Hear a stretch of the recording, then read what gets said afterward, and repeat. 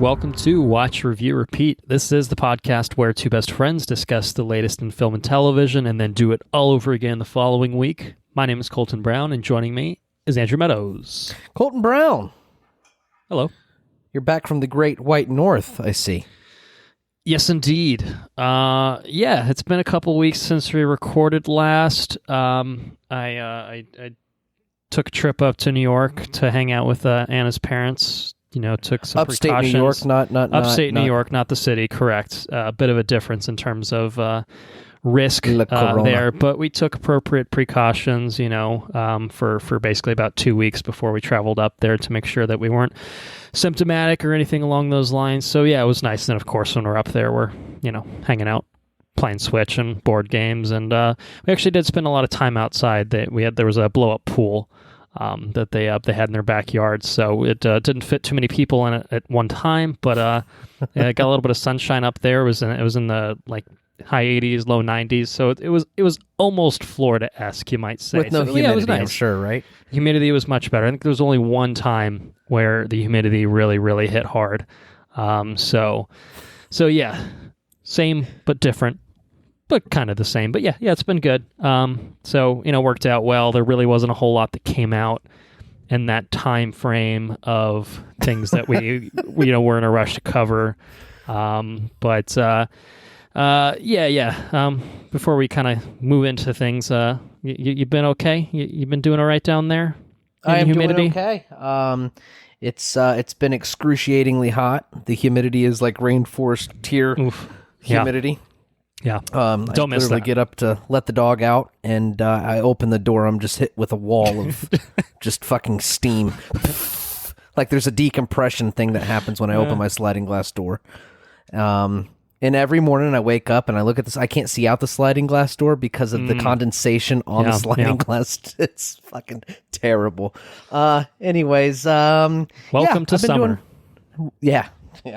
But I've been doing pretty good. I can't complain about much. I haven't been up to a lot. Through a baby shower and stuff. We'll get into it, I guess. But it's just been living life and working. Cool. So that's about it, man. Yeah. Well, that's good. This was kind of a late minute addition to the podcast schedule. Yeah, I mean, really just, I feel like this back half of June has just offered very little in terms of things that interest us, or, at least felt like something that we should cover for the podcast. And honestly, what we're talking about today, Eurovision Song Contest, the story of Fire Saga, was certainly something where I saw half the trailer and I was just like, nope, no thanks. Yeah, here we are. Choices be what they are. And this is what we've got. It honestly kind of turned into a pure logistics thing of once upon a time, we would have had another bonus episode ready to go. We would have had our old bonus episode then ready to go for the regular listeners. And, we just had to make some moves and figure something out. And, it's been 2 weeks since we recorded last. So there has been a mountain of news that we will climb on top of or at least climb to the top of, in just a few minutes. But I figured if we didn't do something this week, then things would just get unwieldy very soon, because there is some stuff coming up in July, particularly next week, that we're definitely going to cover, something we'll definitely talk about within the news itself as well. So this is kind of just somewhat of a news episode disguised as a regular episode, but we will be talking about Eurovision Song Contest in some detail, although I foresee this episode being heavier on news and lighter on film content. I think just based on the type of film itself, we don't really delve too much into straight comedies, and although this is like a comedy musical, I guess would probably be the best way to characterize it. It's a Will Ferrell movie, so it's you kind of know what to expect walking in, and maybe that's what you get, maybe it isn't. We'll talk about it in some time, but yeah, anyway, that's what's going on why this is the episode that you're now listening to on your feed. I'm like, I didn't know they were covering this. It wasn't in the cards, but here we are. Yeah, exactly. So, since we are covering it, do you have any fun facts about Eurovision Song Contest? Maybe whether the film itself, maybe the actual, real deal Eurovision Song Contest, something that I think is largely foreign to Americans. Yeah, so that's a real thing. It's a real thing. Definitely that was not a fun fact. Well, you gave me a fun fact right there. That was a question. Yeah. It's yeah. I mean, it's definitely a big deal in Europe, as you might expect. But yeah, I think it's been largely. Well, I do have a fun fact. I don't know if I'm just cutting you off with my own. No fun additional fact here. To that. Dish it out. Inadvertent fun fact, but Will Ferrell, who obviously is the driving force behind this movie in terms of starring, he was also the driving force in terms of the making of this movie, really, because he produced it, right? He produced it and wrote it? He co-wrote it, obviously starred in it, and he produced it, and basically he wanted to do it because of his introduction to Eurovision through his Swedish wife back in 1999, who's the Swedish actress Vivica Paulin. Sweden happened to win that year, and Ferrell says that's a reason that he became smitten with the competition. So I think in 2018 he did preparation for the film by attending the actual Eurovision Song Contest finals in 2018, which were in Portugal that year, to kind of think about characters, scenarios, talking to contestants just to get inspiration and stuff like that. And then that kind of really formed the basis for what this movie became. And there are several past winners, or not necessarily winners, but also contestants that pop up throughout the film and make cameos. And I'm sure if you have no familiarity, that's just going to, go right past you, go right over your head. But yeah, so it's clear that this was made from a place of being interested in the source material and wanting to do something with the source material. And this was supposed to basically coincide with the 2020 iteration of the Eurovision Song Contest, which was canceled due to COVID-19 concerns. So this is the de facto Eurovision Song Contest for the year. So remains to be seen whether Europeans will feel it's a suitable replacement or not. But alas, anyway, here we are. That is pretty. That last bit, there's a fun fact. Yeah. So that's. This is there's a few things packed in here, and packed into what I just said. But was there anything else that you were going to talk about before I kind of gave you some quick things to talk about? No, I had nothing for that. That was great. I came prepared, so I was interested because I have seen YouTube videos in the past of several performances from past Eurovision Song Contests, but it's something that I, other than that, have absolutely no familiarity with whatsoever, other than, music and contests. Like, Americans get the general concept. It's just not the particulars of it that are anything that we have known and loved for a while. So anyway, yes, we'll talk about Eurovision Song Contest, the story of Fire Saga, a very long title. But we'll talk about it in a little while. We do have a lot of news, so bear with us. Now, to be fair, we didn't have that much news the last episode we did, but boy, did we talk for a long time about it. So I think it'll be a little bit of a different pace here, I hope, in the sense that we should be able to get through these at a quicker pace, but just be aware that there's a lot of volume here, I guess. So anyway, just running down the list, why don't we start at the top? It's a good place to start, and it's a somber place to start, because I think it's worth pointing out. I think it's worth recognizing something that Andrew, you texted when this happened. Yes, over a week ago now, I believe, June 19th. Yeah, Ian Holm, actor who portrayed Bilbo Baggins in the Lord of the Rings trilogy, played Ash in Alien. Obviously, many other film appearances, but for me and maybe for you, kind of the two most recognizable characters and performances, I think, passed away at age 88. So I think not a COVID-19 related death. From what I understand, he'd been battling Parkinson's for years, and unfortunately succumbed to his illness. But 88 years old is a full life and a really, really strong legacy left behind. Even if I don't know the vast majority of his work, what I have seen him in, he was incredible. Excellent. And yeah, absolutely. So we certainly wanted to say rest in peace to Ian Holm. And in other news, just kind of to talk about at the top, I think a couple of big delays, COVID-19 related delays. What? As the virus has, you guessed it, not magically gone away in the last 2 weeks. I know this is shocking to some, but we hate to be the bearer of bad news, but unfortunately, yeah, things really haven't changed a whole lot. There's not even a virus in Florida. I mean, well, if not you a real don't thing. test, then I'm not. I can't do it. I can't commit to it. I can't do it. No, it's a serious thing. You know, we I think we kind of hit on it on our last episode. We definitely went on our soapboxes a couple times in the last episode, maybe a few times. And I don't think we need to dwell on the same things again here, but seriously, like it's still a real thing, and I obviously still get the desire to return, and yes, I did, you know, have a trip of some sorts, but again, you know, there's safe things to do and there's safe way to go about things, and so I think it's important to still recognize that, even if you could still live your life, but just understand it's a little different. 2020 is going to be a lost year for a lot of people, and that's fine. It's certainly going to be a lost year for film and television, at least at this rate.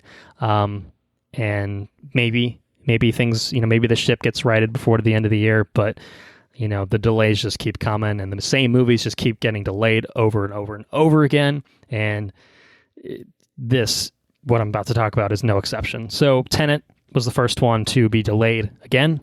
However, WB is keen to just delay this every 2 weeks, apparently, and just be like, just back it up a couple weeks. So Tenet has moved from the end of July to mid-August at this point. August 12th is its new date, which, I think is... We'll see. Optimistic.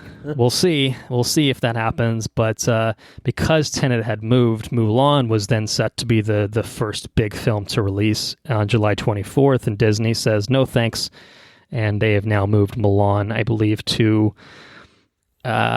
I think it's either mid or late August, but it's after Tenet's new date. I think it's going to be the maybe the 21st. I think Friday, something like that. So yeah, things, you know, the timeline of July is the time for theaters to open back up. That has shifted back. AMC, Regal, I think, have all announced that their intentions are to open back up on the 30th of July. And, you know, that'll kind of be like a soft opening to prepare for the arrival of your Tenets and your Mulans and whatever else is coming. I think New Mutants is technically supposed to come in August, and I'm just gonna. I think it might get delayed again. I think it might, you know, but we'll see. So yeah, I am expecting to have to give an update along these lines every couple weeks, because again, there just really hasn't been a discernible change. Although, you know, it's death by 1,000 paper cuts, dude. I'm telling you. The longer we ignore it, the longer it's going to fucking get, everything's going to stay shitty. Just fucking do something. We talked about this last time, I think, so I'll stop. Yeah, I get businesses want to get back to usual, and certain businesses can at least operate on a model that makes sense, but like theaters is just like a, I don't know.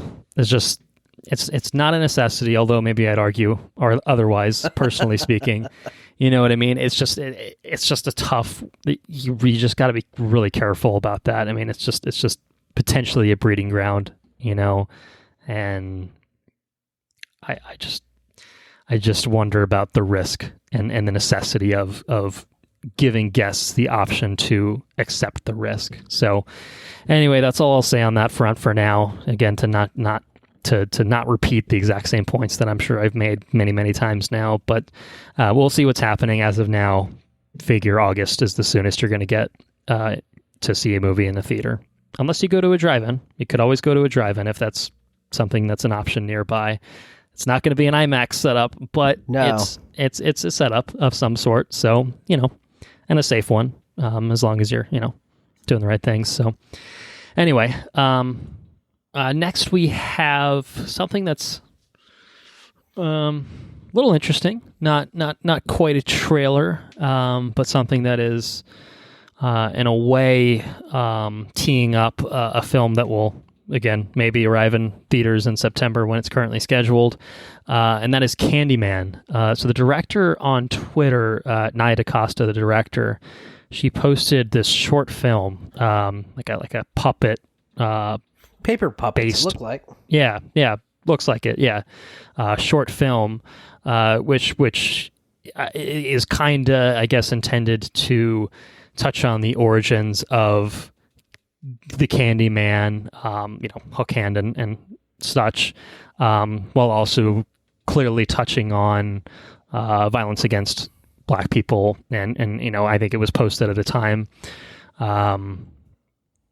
to again raise awareness for a problem that has obviously been pervasive in this country for a very long time.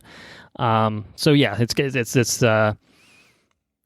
it's just kind of this interesting short film that is, again, related to this movie, but also kind of hits on something bigger. The actual tweet that she sent out says that Candyman at the intersection of white violence and black pain is about unwilling martyrs, the people they were, the symbols we turn them into, the monsters we are told they must have been. So, damn, it's a striking short film, I would say. That's a striking statement, too. Absolutely. So, really, I mean, the film itself obviously was kind of haunting in its own way, but I really liked the artistry, I think, behind just taking a step back from the content itself. I think just the way it was presented in terms of the look and the music and stuff was just really striking. But yeah, certainly something that is just like it kind of just pause and say, damn, when you read that tweet, you watch the video with it, and I don't know, it's a good way to tee off your movie. I know that. Definitely it's good promotional stuff. I was always interested in this, and it's I think Jordan Peele's involved, I think, as a producer, if I'm not mistaken. But yeah, it seems like if the film is kind of hitting on some of these things, it could really be timely in a way that same thing with like To Five Bloods. It was always important and always carried a message that just makes it hits home, very relevant. But certainly at the time that it came out, and maybe when this one comes out, if it does indeed come out in September, will really kind of hit you. So I don't know. Yeah, I'm kind of at a loss of words, to be honest, about what else to say about it. But I thought that was very neat, and it was unique. It was very unique. And it was a really cool thing to do and to kind of put out there, I think, now. So I enjoyed that. So check it out on Twitter. Nia DeCosta is the director. It's just at Nia DeCosta, NIADACOSTA, for anyone that wants to take a look at that. So yeah, that's cool. Now moving into a very different direction, you could say. The Snyder Cut. Oh, boy. We have a sneak peek of the Snyder Cut featuring some new footage from Zack Snyder's Justice League, which is apparently what they're calling it, with Diana looking at a painting of Darkseid. And then we get a very brief glimpse from afar of Darkseid, who did not actually appear in Joss Whedon's Justice League. It's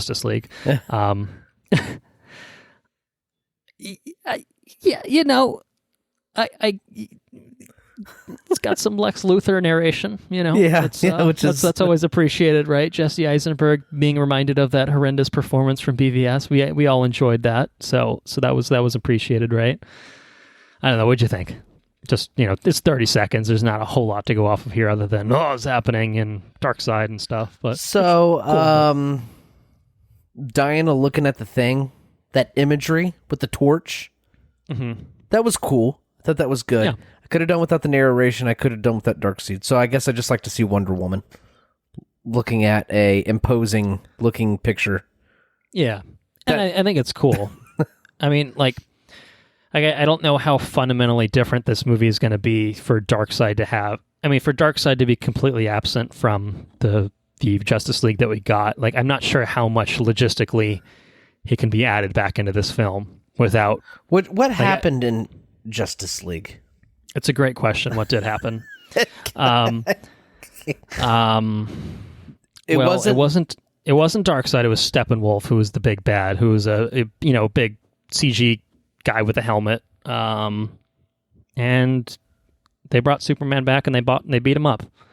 Okay, that was the same movie when when Superman wakes up and he can see the Flash. He looks at the Flash. That was Justice League. Mm-hmm. Okay, all right. Yeah. I mean, there wasn't a whole lot of substance to that movie other than putting the team together, and bringing Superman back, and then having this. I kind of didn't have like a whole point to it, and I think there was always a plan of a 2-part Justice League movie with part 1 teeing up Darkseid for a part 2. And so maybe, like, I just don't see how this is anything besides that, other than, like, here's some teases of Darkseid, and maybe he comes to arrive at the end of the movie for, the Justice League 2 that's probably not going to get made. So, and do you know what Darkseid's thing is? He's kind of DC's Thanos in a way, of just like, the ultimate of the big bads in his own sort of way. I think he's one of the new gods from the planet Apocalypse, just immense strength and power. Just one of the baddest motherfuckers that you'd ever want to run into. And, and he's got his crosshairs set on Earth. Yeah. So, there's probably a little bit more nuance to his character. Well, Jesse Eisenberg summoned him with those silver boxes, right? The mother boxes, right. Yeah. So, but that was a deleted scene as well, too. Wasn't it? Or was it? It's a great question. I think it might have been. I think it was. I think it was. So the whole premise of this major guy is existing in a bunch of deleted scenes. Like, he's not in any official scenes. Yeah, I think for what we got in the finished product, yeah, I think that's right. Because I think it was weird. I think didn't they put that deleted scene out like a week after the movie came out? They're like, we know you guys are disappointed, so here's a deleted scene. And we're like, well, how is this supposed to make things better? It's not in the fucking movie. I don't quite get the whole. All right, I did a quick Wikipedia search to confirm my thoughts on Darkseid and see if I was accurate at all. Tyrannical ruler of the planet Apocalypse, whose ultimate goal is to conquer the universe by eliminating all hope and free will in sentient beings. So different from Thanos in terms of philosophy, but similar in terms of design and such. And yes, he is a new god, so I did get that right. One of the most powerful beings in the DC universe. So yes, it was close. Just a big bad dude.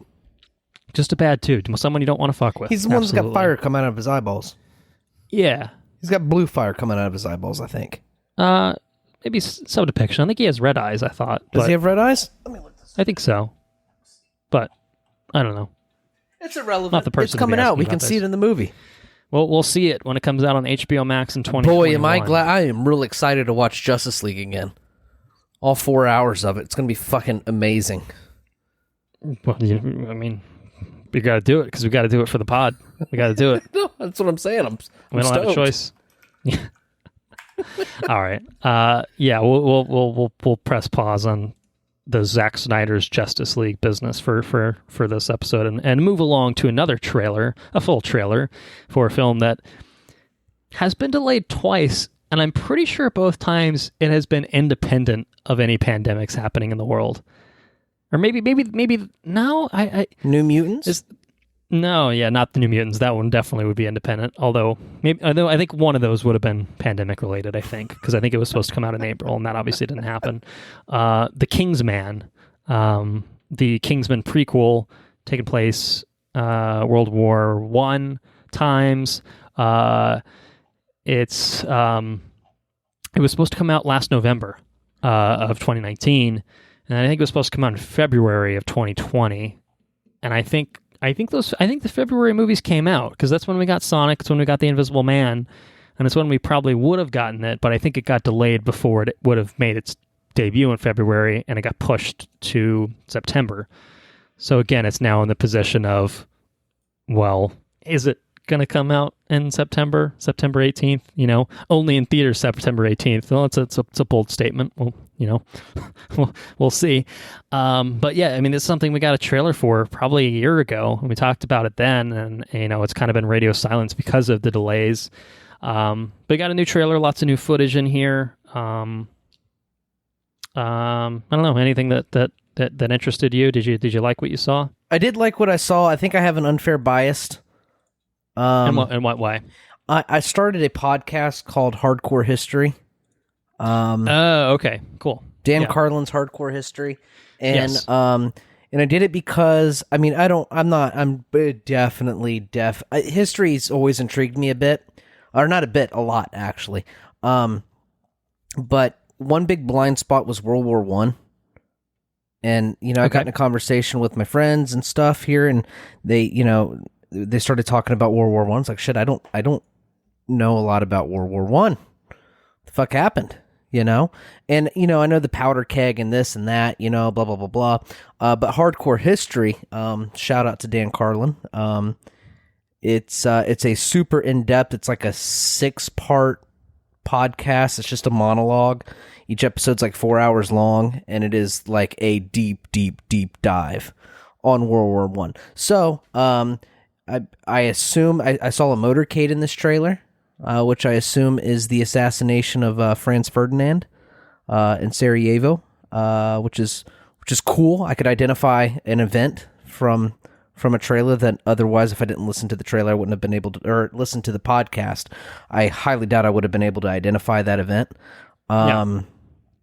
And so there's a lot of because I am listening to this thing at the same time, I have just have a heightened interest in it, which is pretty cool.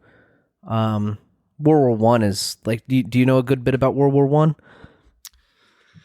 I don't know if I would say I know a good bit. I guess I know enough. I studied it in school, but it's been years now, so the concept of it is what's intriguing, I think. Like, I mean, the last war that people fought before World War One, they were fighting it with muskets and fucking horses and shit.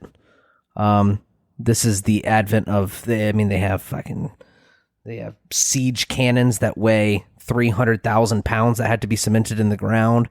They transport them by railway. I mean, it's just a massive, massive difference in warfare. And it's the first time. I mean, the reason we have like rules on warfare now is because of World War One, because it was just ungodly. It's just straight massacring people. I mean, it was terrible. Right. So it's a definitely interesting point in history, I think, and I think it's really cool that we get to see it in. Although it's going to be in the way that all Kingsman movies are, it's going to be stylish, a little over the top, probably messing with history a little bit if I had to guess. That's right. Tinkering with it if I had to guess, but takes place in a cool time that I think gets. I really feel like in media, I think it gets overshadowed by World War II. And that's something that Dan Carlin often talks about, is how the events of World War I are often overshadowed by the atrocities of World War II. But everything that happened in World War II, in a way, stemmed from World War I. Which is it's an interesting thing. So, you know what a good movie that deals with a World War I? 1917. It's correct. Just to say, I don't know if that was setting the inspiration, but yeah. But the thing about 1917 is you don't get a lot of those. It's the English side of it, right? It'd be cool to have the perspective. Anyway, we could talk about it in catching up section. There's like perspective of effectively two characters from one side of a global conflict. So yes, it's not exactly capturing but it is an excellent movie. And the politics of the how and the why. But yes, absolutely. Good movie. But yeah, I'd agree. I mean, World War II is, I just, I think there's always this image of World War I of just trenches and, there's mass death on a scale basically to that point, which was unseen.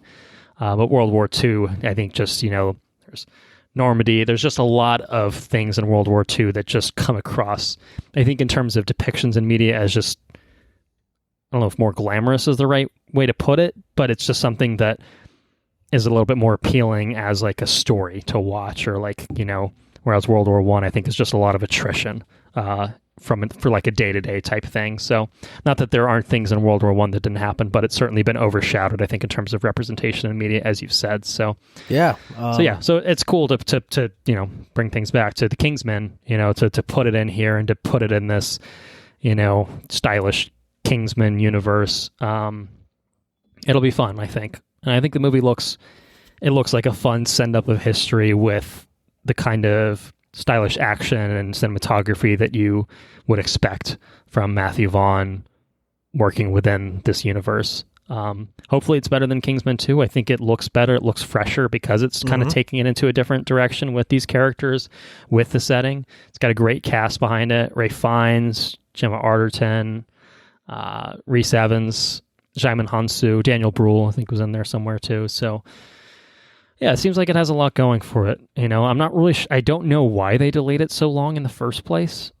I mean, obviously the February delay and it is what it is kind of thing, but I don't know why it I don't know why it got up last year, so I don't know if that was like something to do with the movie itself or just, they wanted to push it, and then obviously everything ended up getting fucked, and so this just kind of got caught up in the mess of that or what, but I don't know, it looks good, so I'm excited to see it. And hopefully I can see it in September, but I'm not optimistic. But I'll definitely catch it when we can. When it's possible to do so. Yes.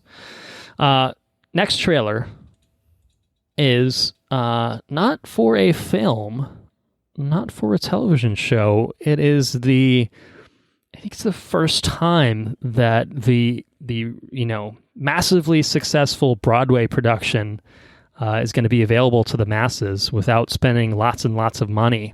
Hamilton. The filmed production of Hamilton is coming to Disney Plus exclusively on July 3rd, which means that theoretically, by the time people are listening to this, it's either coming out very soon or it's up now. So certainly timed well with the Independence Day holiday weekend. And a good way of encouraging people to be responsible and hopefully not spend too much time outdoors in the company of others, and keep their happy asses inside watching glorious Alexander almost 3 hours of Hamilton. Yep. So I have never seen Hamilton. Have you? No, I have not. Okay, so I'm very excited for this. I've listened to the soundtrack a little bit, and I've been told multiple times by many people it's helpful to listen to the soundtrack before you watch it. Is that right? And I think a lot of that just stems from the fact that for most people, the soundtrack was incredibly accessible, and seeing it was inaccessible from the standpoint of, well, how do I do it? And also, I can't afford that. And so, yeah.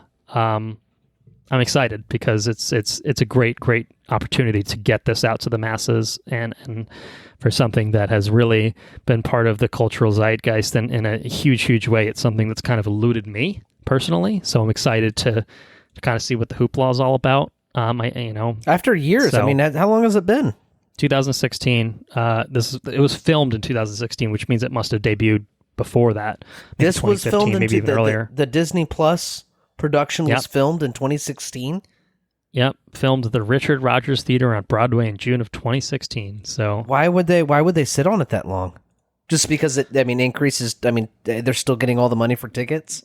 Yeah, I would guess. Yeah, that's so, amazing. Yeah, they've been touring it since then. So I think the cast has kind of shifted. Obviously, actors got to do other things with their lives, but yeah, I think it's been touring for years, and since it came out. basically. So I guess that's why is, you want the money to come in that way. And then, now I guess maybe it's been long enough that, hey, let's do this thing. And I think Disney spent millions of dollars securing the rights to get it on Disney Plus. Yeah, lots of money. Disney has lots of money. But we catch the original one with the main dude, right? Lin-Manuel Miranda will be in this as Hamilton. Yep. I mean, presumably it's his original cast. It's this cast that he assembled, right?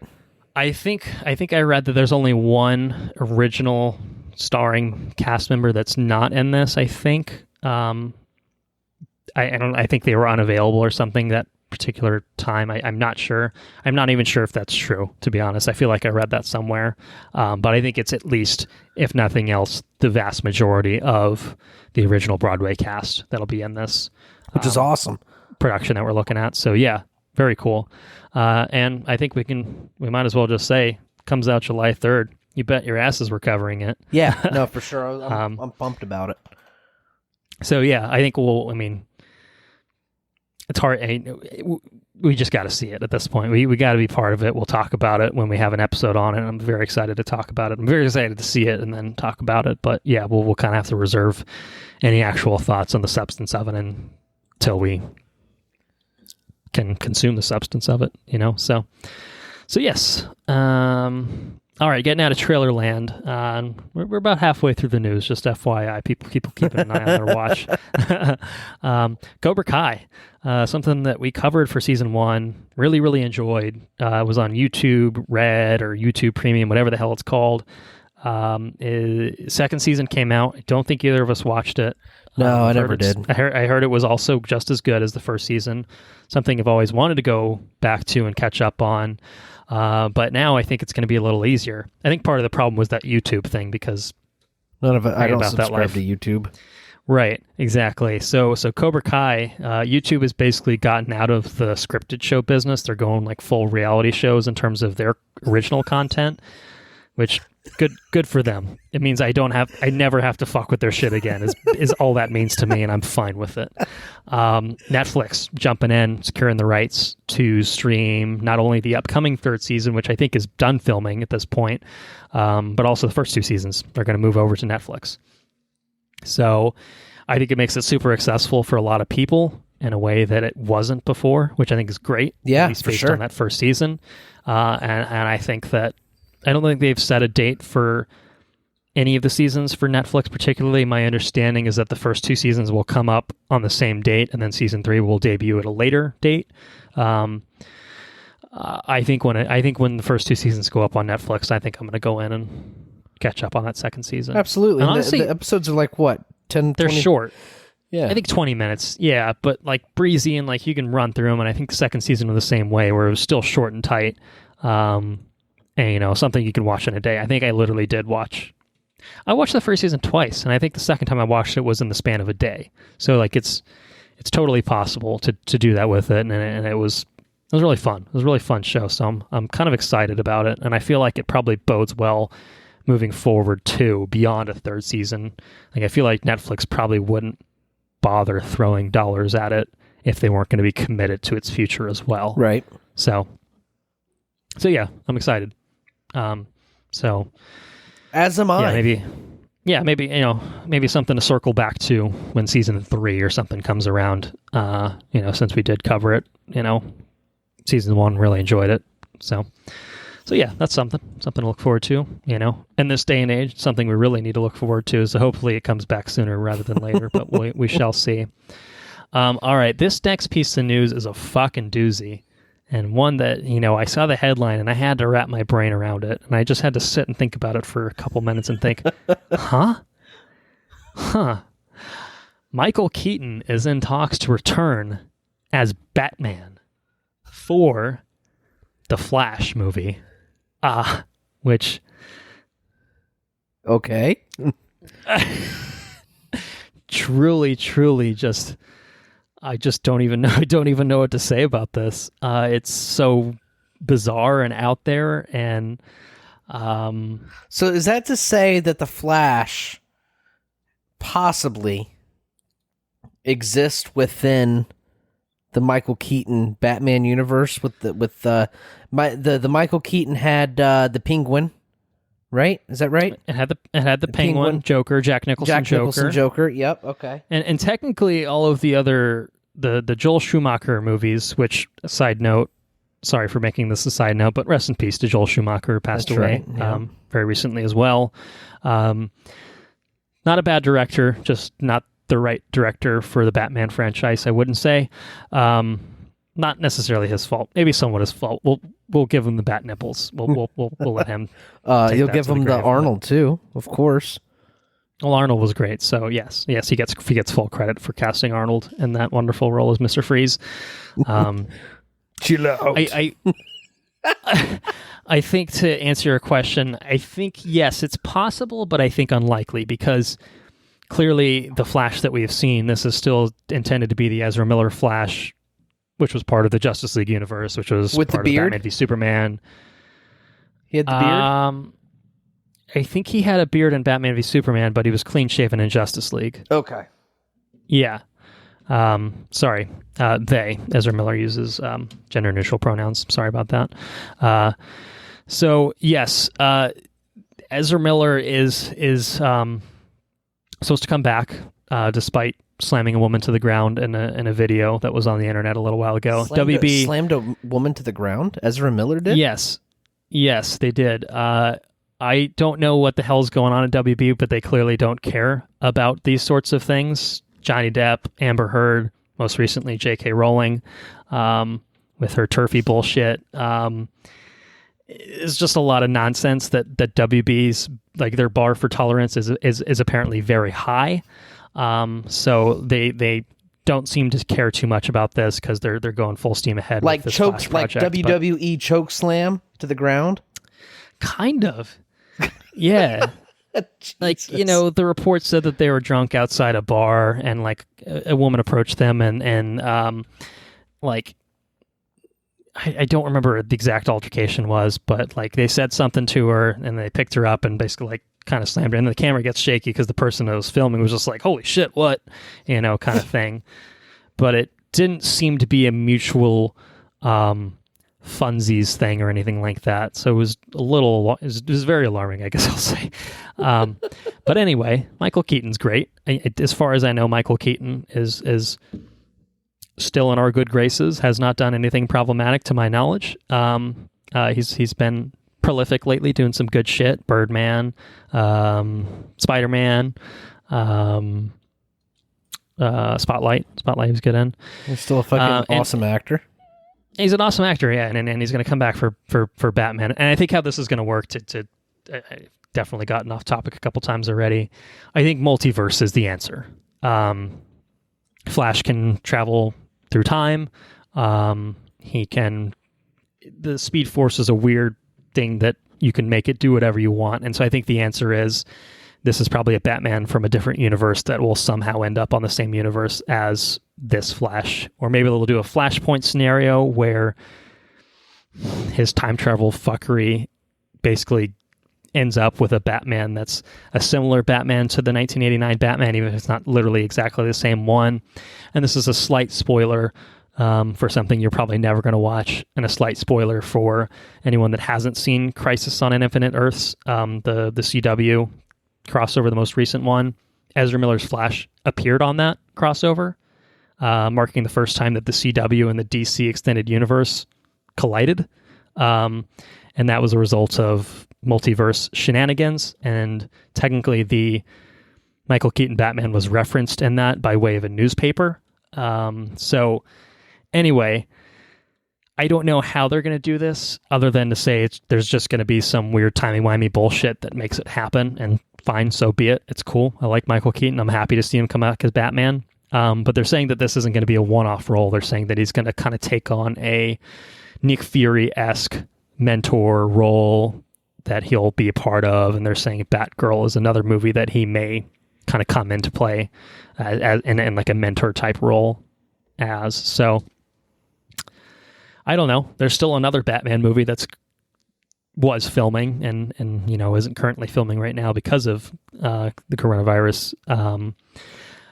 But I don't. I find WB's or WB DC, whoever is responsible for decision making, I truly don't understand what they get up to. But at this point, it seems that they're content to just let anything ride, for good or for ill. And this is weird enough for me that I think, sure, why not? Like, this is so bizarre and out there that I kind of want to see it come together. Yeah, right. Yeah, more so than just a straight Flash movie where he's fighting Captain Boomerang or so, you know what I mean? Like, sure. Or even Reverse Flash, We've had enough superhero movies of the superheroes fighting themselves, more or less. And Reverse Flash is an excellent villain, and I don't mean that to say that it can't do that, but like CW did it pretty well already. So CW did it. Listen, CW did it really fucking well. What is it? Season 1? I was all about that season 1 shit. of Flash, is pinnacle of that show. It's gotten progressively worse as it's gone on, but yeah, they really hit. They really hit a home run with Reverse Flash stuff and that. So it's just like, if you're going to do a movie, why not get weird and different and not just rehash something that was already done well and you probably won't do as well in a 2-hour time frame, just realistically. And it has to be for the content to like be interesting. I feel like just because of the power itself with running running so fast you run into a different dimension. Like, you have to have a zany movie. You know what I mean? Yeah, definitely. So I think that's the way to take it. So yeah, we'll see what's going on with Michael Keaton, Batman, Flash, multiverse shenanigans. It sounds interesting. Technically, Keaton's still in talks, but it sounds like it's going to happen. Although the Flash movie has gone through 19 different directors, and if not, Christian Bale's been going to do delayed it. years and years and years. So yeah, they'll bring someone in. They'll figure it out. George Clooney will come back. That's it. Oh, that's what we need. Clooney's my Batman. So yeah, very interesting, certainly, and a head scratcher in some ways, but also kind of interesting in others. So we'll see what happens with it. All right, another trailer, a teaser trailer for a Apple TV show called Foundation. And this is I think my most there's a lot of exciting news in our news roundup this week, but this is the one that does it the most for you. Hamilton did a really good job too, but I think Foundation scratches a particular itch in a world where I still don't have a Dune trailer. This scratches a Dune kind of apparently itch. The Dune trailer was set to debut with that Inception 10-year anniversary release, which is now not going to happen, or at least may happen at a later date. But at some point, I'm sure we'll get Dune footage. It's got to happen eventually. They've been filming it. I know they have been. They've been doing it. They'll show us something at one point. So yeah, Foundation. I don't know anything about it. Series by author Isaac Asimov, who is considered one of the pioneers of the science fiction genre, and his writing. I've never read anything in the Foundation series. Apparently, there's many books in the series. Is there? I think initially it was 3, from what I'm reading about. It was initially a trilogy, and then there were new volumes that were added. All by Isaac Asimov, or? Yes, I believe so. I think it looks like there's 7 in total, but I could be somewhat off on that. But yeah, maybe there's more than that. Good Lord. I don't know. There's a lot there. But you think about iRobot. I think that's kind of one of the classic stories that Isaac Asimov wrote. But I'm looking at his bibliography, and good Lord, he's wrote a bunch of lots shit on here, and there's a lot of here that I am honestly not even slightly familiar with. So, I am not the person most at liberty to talk about this, but we can talk about the trailer. I think this is apparently, I'm just skimming the Wikipedia, and apparently Foundation is set within the iRobot, the robot universe. Cool. It's kind of interesting. I wonder how many of his stories kind of take place in a greater kind of shared universe. Yeah, that'd be curious to know. This, based off of award-winning novels, chronicles a band of exiles on their monumental journey to save humanity and rebuild civilization amid the fall of the Galactic Empire. I think you get the bit in the beginning of the teaser. I think if we watch the same thing where David Goyer talks about how like this is the thing that inspired Star Wars and blah, blah, blah. And certainly a Galactic Empire. You know, empires aren't a novel thing, but that's obviously a huge thing in Star Wars. But visually stunning. David Goyer's involvement, worrying, but it looks so good in terms of just the style. Jared Harris and Lee Pace are there. I'm like, oh, this is what gets me on Apple TV. I think it is. I think it might be the one. It sounds like, just the premise of this. I'm reading the premise. It's fucking sounds cool. Yeah. Who's the guy that plays the fellow that people think can see the future? Jared Harris, I think. I like him. He is a cool actor. Chernobyl. That's it. Yep. Yes. So anyways, Foundation looks so cool. You have that striking image of like this thing around like it looks like an object that's harnessing the power of it's like a black hole in the very beginning. Yeah. It's so cool. The different planets and just the idea of a galactic, like a true galactic empire doesn't look like it looks like Apple TV Apple's spending a shit ton of money on it. Well, another company that we know has the money for it. So yeah. Yeah. And apparently, in the trailer, like I said, I've heard of the author, but I've never heard of the series before. Apparently in the trailer or the teaser, this series is a huge inspiration to a lot of pioneers for the scientific or sci-fi genre. So it's cool. It's cool, man. I think it's really exciting. I have Apple TV free for a year. Hopefully I get this for free. But it says a 2021 date with nothing offered beyond that. So it could be early, it could be late, but I don't know. The effects work looks like at least what they have in the trailer looked good to me. So rest assured, whenever it does come around, I probably will be watching it. I think so too.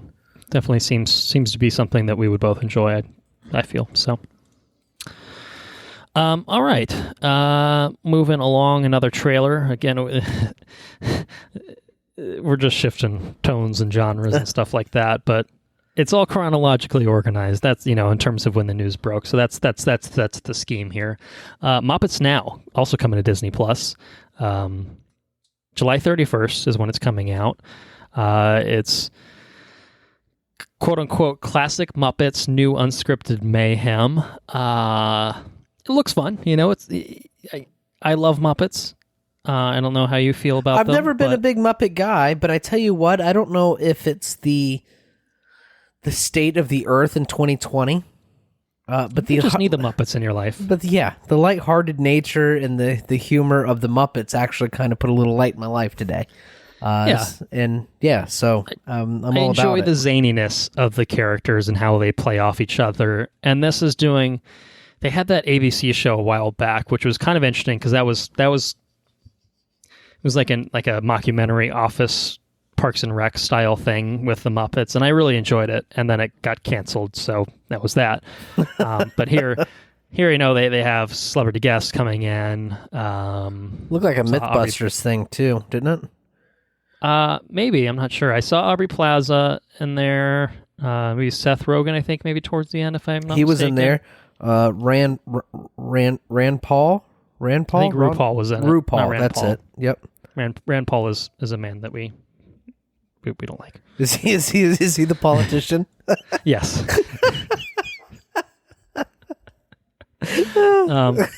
Oops. Yeah, no, it's okay. Yes, RuPaul is in there as well. So yeah, it looks fun. My one grievance, I think this is the first Muppets related anything that I've consumed since they've replaced the voice actor of Kermit the Frog, and it's super jarring to me. He did sound a little different. He is different, right? It's a different voice actor, and it's like it's close sometimes, but it's off, like totally off in other ways. And like I looked up the circumstances, and it kind of just seemed like it was like a business thing of just, I don't know, Disney pointing the finger at Steve Whitmire, the old voice actor, and him being like, well, I just want to fucking get paid and stuff. So I don't know. It was a very confusing kind of like, I don't really know what happened here. It wasn't like, it seemed like more just weird business considerations versus anything, sinister or anything like that. So Disney just fucking fired him? Yeah, basically. I don't, I don't know. It seems like a hot mess of like, what the hell happened there? But anyway, I found it jarring, but I guess maybe it's just one of those things. If you get used to it, then so be it. But I don't know, something I'll have to get used to anyway. But yeah, I'm looking forward to some Muppets. Late July, only about a month away from when we're recording. So I think it could be good fun. And Disney Plus, honestly, Hamilton will kind of fill a void in a way. But there just hasn't been a lot of original content on there beyond day one. No. Like Mandalorian was there, and once that wrapped up, like it's kind of been a lot of nothing other. We could talk about it in the catching up section. I watched about 20 minutes of one thing, and I've watched like 4 episodes of another thing. Okay. And we'll talk on about Disney it. Plus or elsewhere. Shit. The 20-minute thing was on Disney Plus. I guess I could talk about that because there's not much to catch up on there. I watched 20 minutes of an Egyptian documentary. Was it like a Nat Geo thing? Yeah. Super interesting. There's a thing called they're building a museum called GEM. I think it's the Great Egyptian Museum or something like that. And GEM's the acronym. Okay. They started building it in 2000 and I think they started construction in 2014. They're still building it today. It's this massive Egyptian museum. And that was pretty interesting. I really didn't, like I said, I watched 20 minutes and they were talking about the museum. I was like, oh, that's cool. And I looked it up. It's still not open. So I think that thing was filmed in 2016. They had been working on it for 2 years. Supposed to be like $1 billion project in Egypt, which just, like I said, it's just cool. Yeah, anyways, that's it. Disney Plus is lacking in the original material. So Muppets, something Muppets might be pretty cool, man. Yeah, and so I'm looking forward to the 2 things Disney Plus related that we've now talked about so far. Disney is working on some things outside of the Disney Plus realm. They are moving forward with a new Pirates of the Caribbean film, a female-fronted Pirates of the Caribbean film in which Margot Robbie will headline. She is going to reteam with Christina Hodson, who wrote Birds of Prey and is going to write this film with Robbie to star as kind of the lead character. Of course she is. She's a good actress. Apparently, she's a good actress. Yeah, apparently they're already rebooting the franchise in a separate film, so I'm not sure if like those 2 projects are going to relate in any sort of way, but Pirates is an interesting franchise. The one that I feel like started pretty good. I remember liking that first one a lot, and then second one came out, and I was just like, whoop, whoop, whoop, whoop. And then the third one came out, and I'm like, oof, oof. Yeah. And then the fourth one I think was bad, but I think I kind of enjoyed it. And then the fifth one was Chuck Sparrow. Tell him for me, please. Oh yeah, with the sludge coming out of his mouth. It took me a minute. I forgot all about it. Which one had a Calypso turning into crabs? That was the third one. That's when I was just like, I do believe I'm done. I do believe I'm done with this franchise. Thank you very much. Squid. 2 and 3. Davy Jones is 2 and 3. Yeah. Davy Jones was 2 really and 3. Mm-hmm. He was in both. Yeah. And then 4.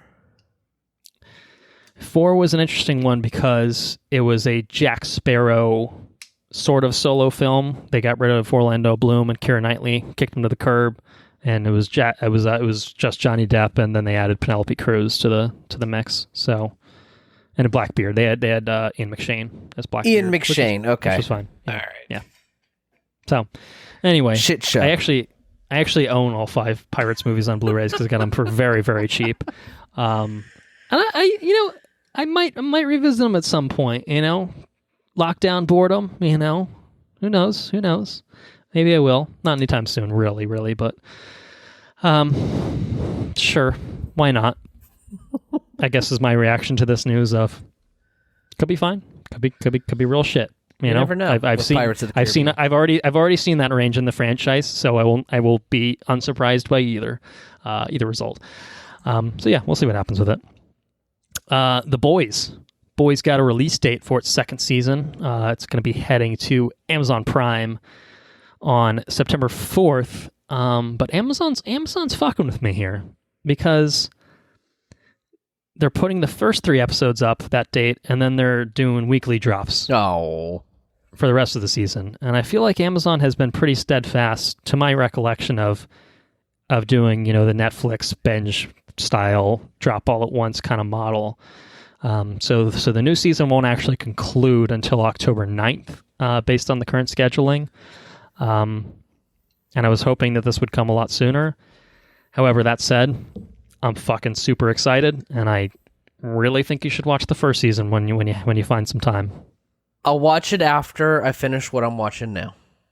I think it's one of those things. I mean, honestly, especially with the season not even going to be over until October 9th, I think you have until October 9th to really hop on board. To watch the first season, because I'm willing to bet that once you finish the first season, if the second season's available, you're just gonna run right through it. You know what I mean? It's my shit, is what you're saying. Wholeheartedly. I think it's absolutely up your alley. I think you'll enjoy it very much. So they've put out some like clips and stuff from the second season. I haven't watched any of them because I'm just like, I don't need it. I'll just take it all at once when it's available, kind of thing for me. And they put out a teaser, I think, a while back, which I did watch because it's a teaser. I don't know, it's a teaser, right? It's edited in a way that makes you a little bit more excited about things. But yes, I'm excited about Boys Season 2, and I think you should be too. Yeah, see, I was going to watch, I was going to start it or Watchmen, or the thing that I started. The thing I started is just really easy and real quick watches, so when I started that. Yeah, well, if you're looking for, both of those are absolutely worth your time. Watchmen's 9 episodes. I think Boys was 8 or 10. I think it was 8, and they're both tight and well told, and both comic booky but still different in their own sort of ways. So I think you'd really enjoy both of them. So you couldn't. Well, I'm going to do the watch. I think I'm going to do the Boys. Watchmen's not going to have a second season, so you can kind of watch that whenever, right? You find the time for it. So yeah, Boys. I would, granted, there have been times in the past where you've told me to catch up on things before certain time frames, and I haven't followed your. I will do it. I haven't followed your direction. Hey, I'm like 10 episodes into Star Wars Rebels, so I'm working on it. We'll talk about it. Working on it. Yeah, I actually didn't even put it on my list, but it's cool. I enjoy it. But yeah, 2 more things in news. 2 more things. Teenage Mutant Ninja Turtles. Oh boy, getting a reboot, a film reboot. Another film reboot no more animatronic. Yes, another one. No more animatronic suits and no more CG abominations. A la the Michael Bay nonsense that came out a few years ago. We're talking a full CG version of TMNT, close to what we got like 10, 15 years ago. Like there was that fully animated one, the fully computer animated one. Yeah.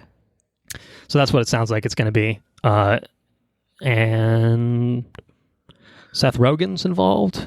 Evan Goldberg's involved. They worked on few things, Superbad, Preacher, weird sort of kind of things that they've worked on, very, very disparate tones kind of throughout. But I don't know, man. I fucking love the Turtles. I gotta say, growing up, I was a huge fan of the Turtles. Yeah, I never saw the one that had Arrow in it. I think that was the second one of the newest of the new ones. I never saw any of the Michael Bay ones. Maybe it was in the first one. I don't remember. I saw the first one of that, not the second one. The first one was horrendous, and I heard the second one was slightly better, but still just bad. I was all about the cartoons as a kid, and I was all about the fucking live action ones. Yes, where they go back in Japan. They're legit. Oh, dude, they fucking go back to Japan. That was amazing. Okay, well, I don't really like 3, to be honest. Was that 3? Yeah. Oh man, Yeah. 3. I watched 3 so many times. Oh my. You know what I recently discovered? What's that? All 3 live action movies. I think maybe the CG one on HBO Max. No. Yeah, so I'm like, oh man, because I was like, I'm gonna buy a Blu-ray set of the Turtles. I want to watch me some Turtles, and then I saw they were on HBO Max, and I'm like, I always seem to remember the first one being like a stage play or something. Is that right? okay. I don't think so, but maybe there is a stage play version. I don't know. I don't know. The first movie's definitely not. New Line Cinema. They really kind of dramatically changed in tone throughout the first 3 live action films. The first one was like dark and probably the closest to the original comics. Then the second one got a little goofier, had Vanilla Ice popping up at the end with the ninja rap. And then the third one was traveling in time to Japan. So, and then the fourth one was kind of a weird like shift to the animation, and I think it's closer to the darker tone that the first one had. But I don't know. I do want to rewatch those movies. Bonus episode? Is that what I hear? Is that what I hear in the distance? Fucking Jonathan Liebsman directed them. Yeah, that was the new ones, right? The Michael Bay produced ones. I have no idea. Anyway, fucking yeah. I think I say yes to the bonus episode on the Ninja Turtles. Yeah, we'll skip the fucking 2 Michael Bay. I can't, only the classic ones. Maybe I'd say maybe the fourth one, the animated one, because I think it's part of that continuity. But the 3 live action ones for sure.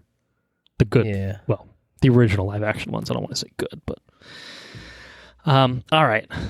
Last but not least, interestingly enough, there was a teaser that came out for this show called Cursed, coming to Netflix a couple weeks ago, and then a brand new trailer dropped today. So I only watched the new one that came out today. I think you might have done the same thing. That's right. This is right around the bend. July 17th is when it's coming out, starring Catherine Langford. Kind of an out of nowhere thing. Didn't know anything about it, but it looks pretty stylish. Anything that appeals to you? Yeah, I'll tell you what appeals to me is King Arthur stuff.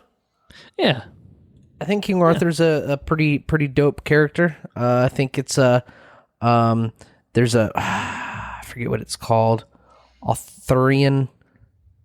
I'm not quite sure about it, but it's like a literary thing about King Arthur and stuff. It's like a whole, it's like a thing. I don't know the words.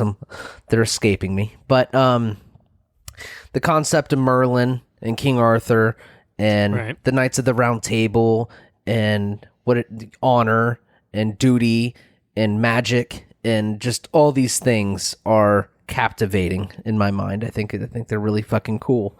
So this show seems to, I don't know what its deal is, but that in there where she planted that sword and like vines grew into her face, where she was like harnessing the power of the forest, that was through the sword. That was pretty awesome. That was pretty cool. Merlin's a pretty cool character too. But anyways, go ahead. Yeah, I was going to say my understanding is this is Arthurian times, and this is Nimue, who is the Lady of the Lake, who I don't know in about Legends that. gives Arthur the sword. Who gives? So I don't know, something like that. I thought Arthur pulled the sword from the stone. I think there's a couple. I don't. It's complicated, though. I would really like. I'm because I was saying that I'm like, well, is that exactly how it works, or am I just conflating 2 separate things? I don't know if there's just different ways, or maybe he loses the sword at some point and he gets it back from the Lady of the Lake or something like that. But I there's definitely a part where he gets it from the Lady of the Lake, but I'm not sure if that's after he pulls it from the stone or exactly how that works. So she raises Lancelot. Obviously. Anyways, yeah, it would be a really cool thing. I don't know. Where would you get your, like, how would you brush up on your King Arthur Arthurian shit? Knowledge? Exactly. Same wavelengths. Where do you go? Is there a definitive movie you can watch? Of course there's books, but there's probably a lot of books that are It's got to do with it, you know? Yeah. I don't know. That's a good question. Because I know that King Arthur is obviously he's a well-known figure. I mean, they have an absolute shit ton of stuff about him, I'm sure. Camelot, well, this isn't. I mean, I remember there being a movie called Excalibur, but I don't know if that's like the end-all, be-all kind of source on things, but I remember that being one that kind of hits on a lot of these things. Best King Arthur movies. Yeah, there you go. That's what you need. There's obviously the intentionally anachronistic Clive Owen King Arthur, but that's probably not where to go for if you're trying to really learn the kind of the legend of things and stuff. But yeah, I don't know. What do you see anything on there? Any suggestions that stick out? The showbiz cheat sheet. I don't know how. Let's go to tour. Well, we're putting our faith in their hands. I clicked on tour. So we have ranking criteria. We have decided to rank each movie according to three basic standards because life is important, or because life is more fun that way. Grails. How the story chooses to tackle or ignore Holy Grail questing and legend within the plot. Round Tables, how the story handles politics and romance. And Excaliburs, how the story deals with action and magic. So number 10, we have Prince Valiant from 1997. We have Merlin and the Sword, a.k.a. Arthur the King, from 1985. We have King Arthur, Legend of the Sword, which I think is the... little Guy Ritchie action? Yeah. Okay. So there's no romance and there's no Grail, but apparently Excalibur. So ranking the movie on action is quite high. Okay. First Night from 95. This looks like a little Richard Gere action. Which it looks like it looks like there's no action nor no questing, but it's all about the romance. Which 95 Richard Gere, that sounds appropriate. Sure. 2004, we got King Arthur. I think I did see this. This is the one with Clive Owen. Mm-hmm. And Keira Knightley plays Guinevere, I think, if I'm not mistaken. Yep. Got Maz in it, too. Yep. Maz Mikkelsen. Yep. We got Sword of the Valiant from 1984. This looks like some fucking Conan the Barbarian shit. All right. Okay. Let's see here. We got The Sword in the Stone, the fucking cartoon, dude. Okay. Duh, that's an obvious candidate. Yeah. That makes sense. I think that's where I got my stuff from.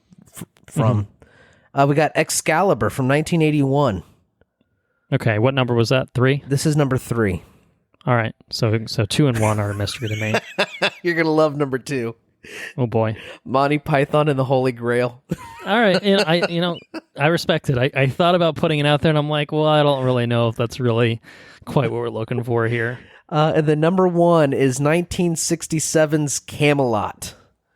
I have heard of it, but I haven't seen it. Okay. Yeah. So that's Tor.com's ranking of King Arthur flicks. Well, there you go. If you're looking to dive into Arthurian film, I think you have 10 definitive list. Completely valid suggestions and a huge range of genres and romance, no romance, Excalibur, no Excalibur, Monty Python, non-Monty Python. It's a lot going on there. So cool. Yeah.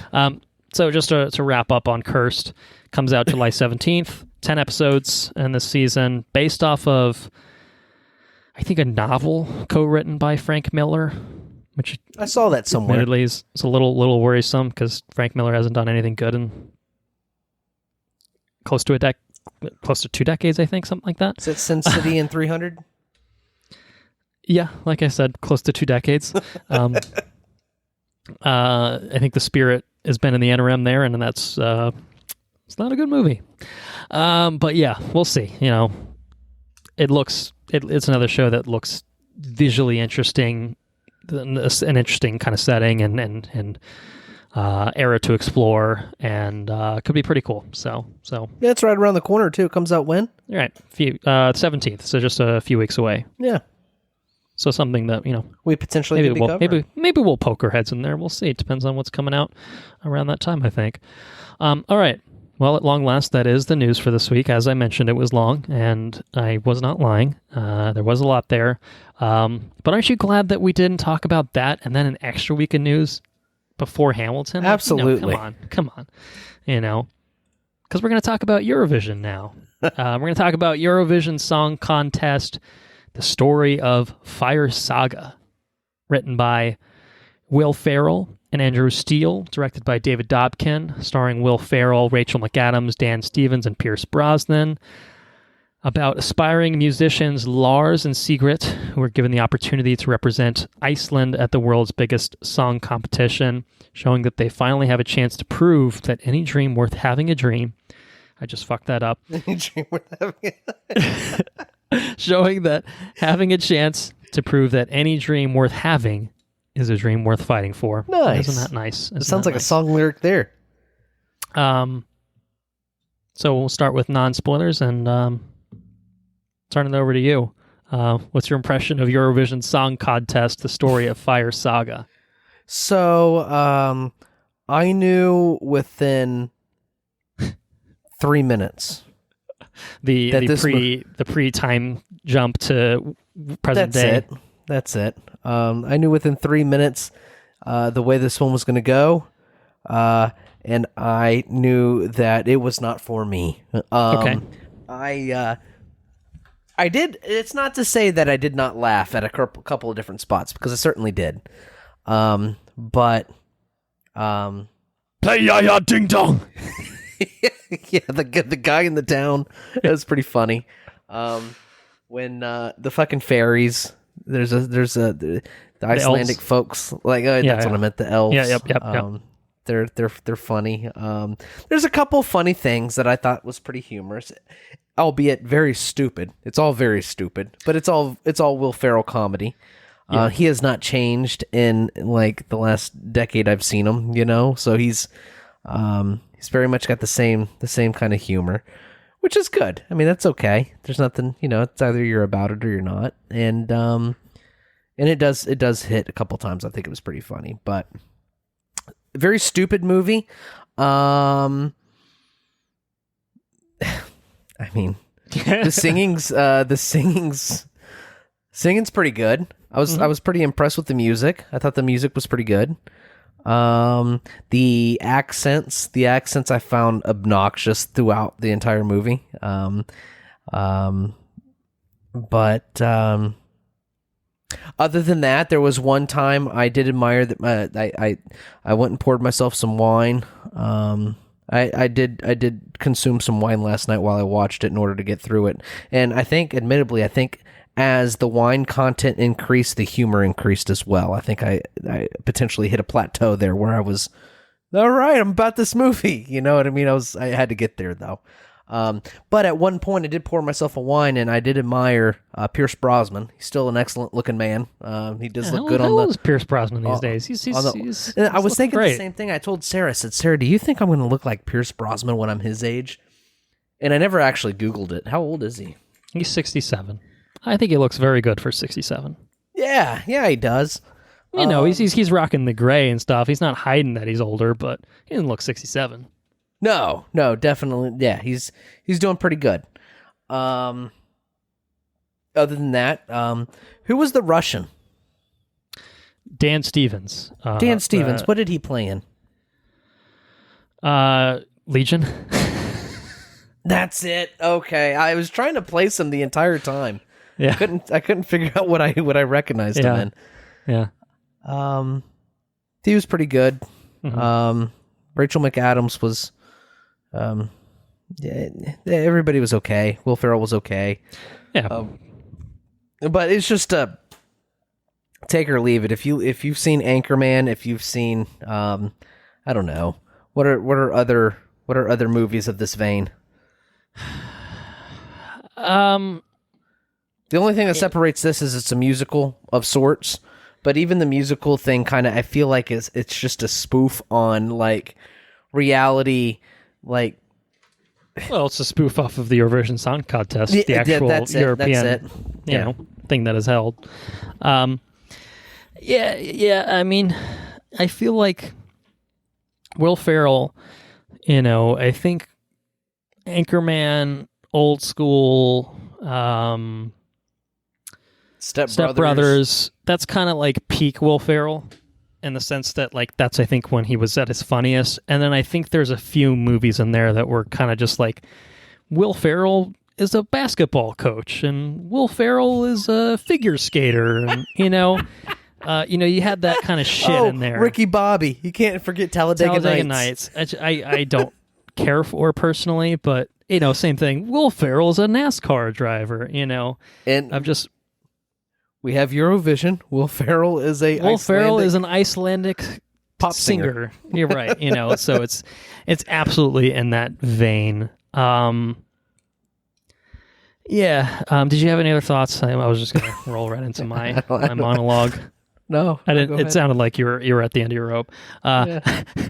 It's interesting because I don't know that I like Will Ferrell. I don't mind Will Ferrell. I don't dislike Will Ferrell. I just don't know that I like Will Ferrell. Like, that's fair. I think it's because he is so one note in everything that he does. And I find that Will Ferrell works best in small doses, a la Saturday Night Live, a la Wedding Crashers, where he's in it for a minute, stuff like that. And I find that Will Ferrell's act becomes tiresome very quickly. That's fair. And I think that is, my biggest fault with this movie is that Will Ferrell is the worst thing about it. And unfortunately, he's in it a lot. And that's not to say that he's not funny. It's not to say that like it's bad because of his involvement and heavy involvement in it. I think it's fair to say, at least based on kind of the things that I talked about earlier, this movie probably wouldn't exist if Will Ferrell wasn't in it. So it's like, it's not that this movie should have been made with other people involved. Like, I don't think this movie would have been made otherwise, at least in the fashion that it was. I just don't find Will Ferrell to be that interesting to watch as a performer. And it's worth stating, too, that I think the things that I found the most funny were not really any... I don't think most of them were Will Ferrell even related. Like, I think it was just the way that a certain thing was structured or something like that. You know what I mean? Versus actual a punchline from Will Ferrell.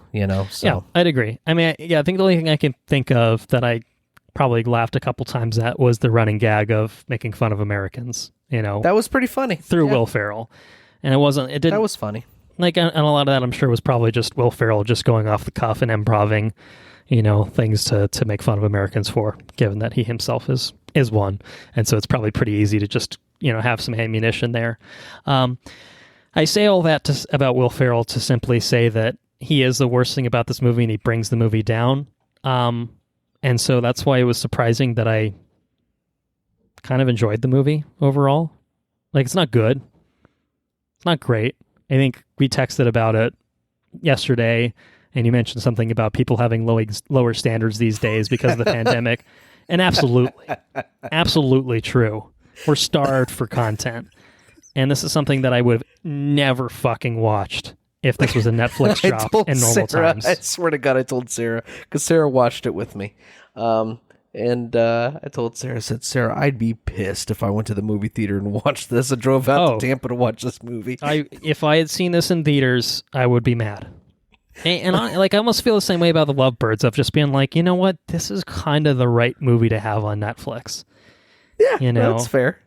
And it's not good, but like it's charming in its own sort of way, in spite of the Will Ferrellness, the pervasive Will Ferrellness of it. Like Rachel McAdams is kind of a breath of fresh air next to Will Ferrell, because at least it's not him and Owen Wilson, being, the two pop singers from Iceland. I could not stomach that movie. Absolutely could not do it. Shit. I can't imagine Owen Wilson doing the Icelandic accent. It would be horrendous. And Vince Vaughn would be in there somewhere too, and it just turned into the hot mess of the same movie that those fucking guys always make, and I'm just like, I don't need it. And so I think Will Ferrell is kind of minimized. His impact on the movie is minimized by virtue of everything else kind of feeling a little bit outside of the scope of what he kind of does. And honestly, just again, kind of feeling earnest about like a lot of it. Like even though, yeah, there's obviously some scripted gags in there, like it never felt like it was necessarily making fun of the Eurovision Song Contest. Like it just felt like a kind of heightened version of it. And even just from my brief exposure to it, like it's already pretty fucking out there in terms of colors, costumes, songs, Is it really? and stuff like that. Yeah, it's just totally bonkers. That's pretty cool then. I thought Yeah, that was and I so- thought that so was like then- I interpreted it as, hey, listen, there's this thing in Europe and it's American Idol, and this is like a total. No, yeah, it's really not even parodying it. Like honestly, it feels consistent with kind of how the actual thing And is. that makes of it just, well. That elevates the movie, I think, because I It didn't think took it it didn't as a feel not like it was funny version of American Idol. It didn't feel like it was making fun of it.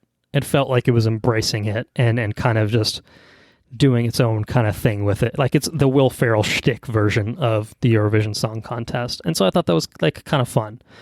So yeah, I mean, I kind of, I don't know. I thought that was a good way of handling it is to be respectful of it while still heightening it, in its own sort of way. I guess in terms of other things about the movie that I enjoyed, I mean, yeah, I guess kind of the the non-Will Ferrell performances. I mean, really, I think they were. I guess Rachel McAdams and Dan Stevens particularly, like those are kind of the two other biggest roles. And Pierce Brosnan's good, but he's kind of sporadic throughout. And the music, yeah, I guess the music's probably kind of the biggest thing to really hit on. Pretty fun, catchy stuff, and Ya Ya Ding Dong's a good fun kind of jokey song at the beginning. But I think kind of some of the Eurovision songs that they have kind of throughout are some of them are bangers. The main song, song is great. The fucking the main song, Double Trouble. No, not the. I guess not the main song. Not the main song. The ultimate Rachel McAdams song. Yeah, the final song. I think that's the. That was really. the best That song was. in I was the movie. actually blown away by that song. I thought it was legitimately very good. Yeah. So I think the music's good, and I think that like I said, it wasn't just making fun of everything. Like that was, I think, what I think kind of worked about it is that even if it was this heightened Will Ferrell version of the Eurovision Song Contest, it still felt like an earnest attempt to recognize what it is and appreciate it for what it is while adding, a little bit of American spin on things and making it a little jokier than usual. And absolutely, there's a lot of jokes that fell flat, mostly coming out of Will Ferrell's mouth. But, there's fun stuff in here. And then there's other stuff that, fine. It's okay. Even, like the first 3 minutes you mentioned of just being like, yeah, I could have lived without that, kind of thing. Just, pretty bog standard story, and it plays out pretty much the way you expect it to. But as a 2-hour diversion, and these pandemic times, I was pleasantly surprised. This is something I really I saw. They put out like a 3-minute trailer for this like a few weeks back. Yeah, and I watched like a minute and a half, 2 minutes, and I was just like, no, thank you. No, I cannot do this. I will not watch this film. And then the Prussians came out and they're like, it's not really that funny, but it's actually kind of still okay in spite of that. I'm like, well, that seems odd for a comedy. But honestly, it's about right. Like it's more enjoyable than it is like funny. It's like it's not enjoyable because it's a great comedy. It's just kind of a fun, kind of pointless diversion. And sometimes it's the that's kind of thing, okay. I suppose, that we just need. Right. It doesn't strive to be anything beyond that. And again, it hits the mark for the most part of what that kind of is supposed to be. So, yeah, I don't have any other non-spoiler thoughts. So why don't we just hop right move in over to recommendation? Yeah, I mean, recommendation, I'll go ahead and say, I think I'm going to go ahead and say it's a totally fine movie. As a reminder for our listeners, 5-tier scale that we have imposed for movies right now as we're watching things from home. Of very yes being the top, going down to yes, totally fine being the middle ground, and then jumping down to fine below that, and then at the very bottom rung is shithouse. And I think this is middle of the pack. Doesn't excel at really anything particularly. Maybe the music's probably the closest it gets to there, right. But earnest performances, hampered by it being just kind of very run-of-the-mill in terms of what it is. Just kind of, again, a Will Ferrell thing doing, Will Ferrell is an Icelandic pop singer. It's that. But I think it's kind of if you're going to do a Will Ferrell does a thing, I think it's in the upper tier of those kind of things. And I suppose I will say, if you really, really like Will Ferrell, you probably really like this. I don't think this movie lives and dies by its Will Ferrell aspect of it. I think it works in spite of the Will Ferrell aspect of it. Which, but certainly by that's some, that might make that it a will better work movie, for you. Right, and if you really, really hate Will Ferrell, I guess by the same token, you probably want to avoid it, to be honest. So, because it's not going to change your mind on him in any way whatsoever. But yeah, totally fine. Middle of the pack. I don't regret spending my 2 hours with it, and maybe that's kind of a backhanded compliment, but I had fun with it. I did. So that's what I say. Where do you land? Okay, so during our adventures of this podcast, we have seen some truly shithouse fucking movies. We've seen some fucking bad things. That's for sure. Bad things. We've seen bad things in theaters that we've paid money to go see. I have paid money to go see. Yeah. So, with that being said, I can't find it in my heart to say that this is the lowest possible tier movie that I have seen. It's a cut above any of that, regardless of like. It is. Yeah, I'm not gonna say. I'm gonna say that it's. I didn't enjoy this movie. Okay. I didn't enjoy it. I didn't. I mean, I don't want to sell it too short. I don't want to sound too pessimistic. Not all of it landed. The vast majority of things didn't land. Some of it did land, and it was fine. You know what I mean? But and it made me laugh. I'm gonna say that it's fine. I think fine is an unfair bias because I don't. Will Ferrell humor doesn't always land with me. It's so I think that's an unfair bias. I think I can totally see where you would be coming at it from totally fine.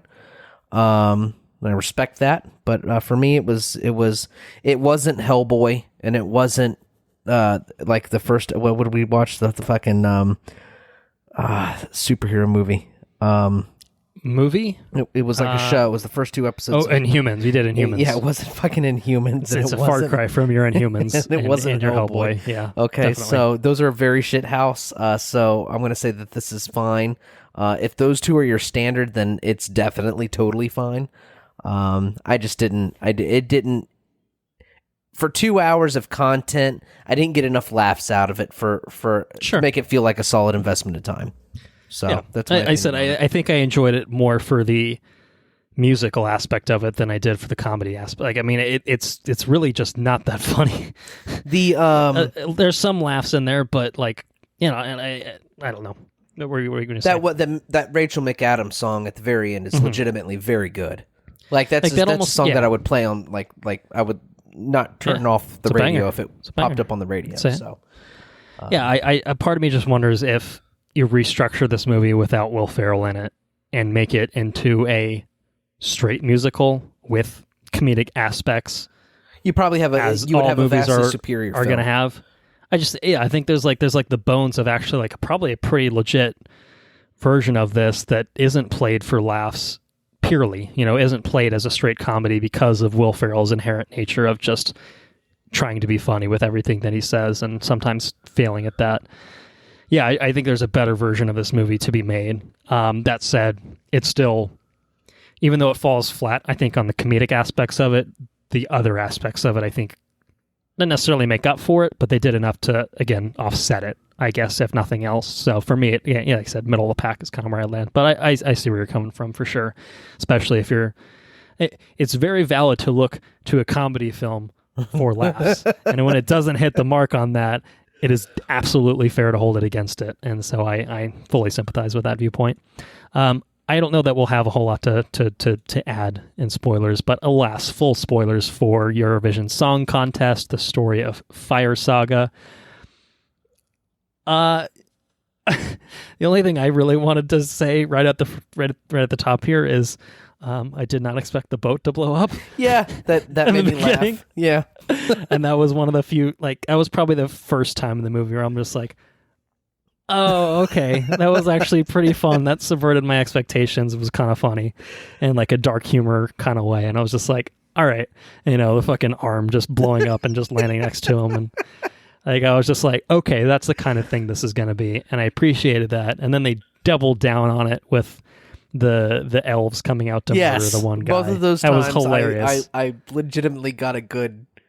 I loved those are like my two favorite bits of humor in this movie of just the running thing of elves being like I don't believe in elves, and she very strongly believes in elves, and like, oh, the elves went too far this time.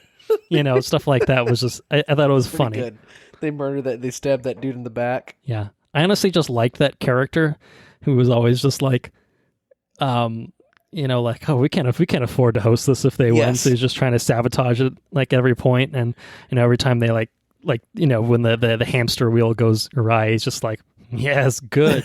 Like, he was just kind of cartoonishly over the top. I enjoyed that bit there. That I think the first time I actually laughed in the movie was when they're talking about, oh, we have a chance to win the Eurovision, and the guy says, no.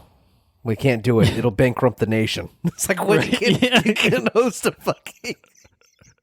The nation's so poor and destitute they can't host a fucking singing competition. I just like that character just continually throughout, just being like, no, absolutely the fuck not. Under no circumstances. Yeah, that's pretty good. But, and like, it wasn't even like he was evil, like, in it, like, but he wasn't like played as like a bad guy. He was just kind of just like a shithead, kind of like a humorous shithead, kind of off to the corner. And even when even that scene with Will Ferrell, like, again, just ultimately gets played for laughs, and it works because I think that character was just kind of funny. I also liked that they made Dan Stevens' character not, like, you kind of wonder, like, what's the thing with him? Like, what is he trying to do in the sense of, like, is he going to be a complete asshole to these characters? And I saw someone online say, like, oh, I was definitely expecting him to steal, like, maybe Rachel McAdams' song and stuff like that. But, like, when Iceland gets, like, the points, he's just kind of, like, legitimately like, huh, well, fuck. Well, that's kind of neat. And so I enjoyed that there wasn't, like, a straight up, like, I guess, like, the business guy was, like, the closest to, like, the bad guy in this movie. But even then, it was barely scratching the surface of that. And so I think it kind of helped with the heartwarming kind of nature of it. That, really the biggest source of conflict was just the interpersonal dynamics between the two characters, which was very over the top because Will Ferrell is very over the top, and, everyone and their mother saw what was coming in terms of the reconciliation and stuff like that. But fine. We've seen it a million times, but obviously it's been done a million times because it still seems to play well. So Dan Stevens' character was pretty funny, though. Right. He did get quite a few laughs out of me. Yeah. Line of Love, I think, is that his song, something like that? He that sings in like that operatic fucking. Mm-hmm. Yeah, it was fun. His statues, his ancient Greek statues with large penises. Yeah, that was good. Yep. The rating of this movie actually made me laugh as well. I think it's rated PG-13 for exaggerated sexual statues, which I thought that was funny. Oh, really? That's in the rating? Yeah. That's funny. I didn't see that. What else is there that made me laugh? The elves, the bankrupt guy. I think it might be it. Yeah. I think that might be it. I mean, like I said, I enjoyed the spectacle of the actual songs. Even the other performers in it was fun. Graham Norton narrating it. I did appreciate Graham Norton. I thought he was great. Mm-hmm. I enjoyed his presence. It was a fun inclusion to kind of enhance the experience a little bit. So yeah, it's just, it is what it is, I suppose. I had fun with it. I don't know. Like I said, I don't know that there's a lot that we can. There's not a lot of spoilers to a movie like this. But yeah, certainly that final song, and just even though the story leading up to it is predictable to get to that point where Lars is realizing that he fucked up, and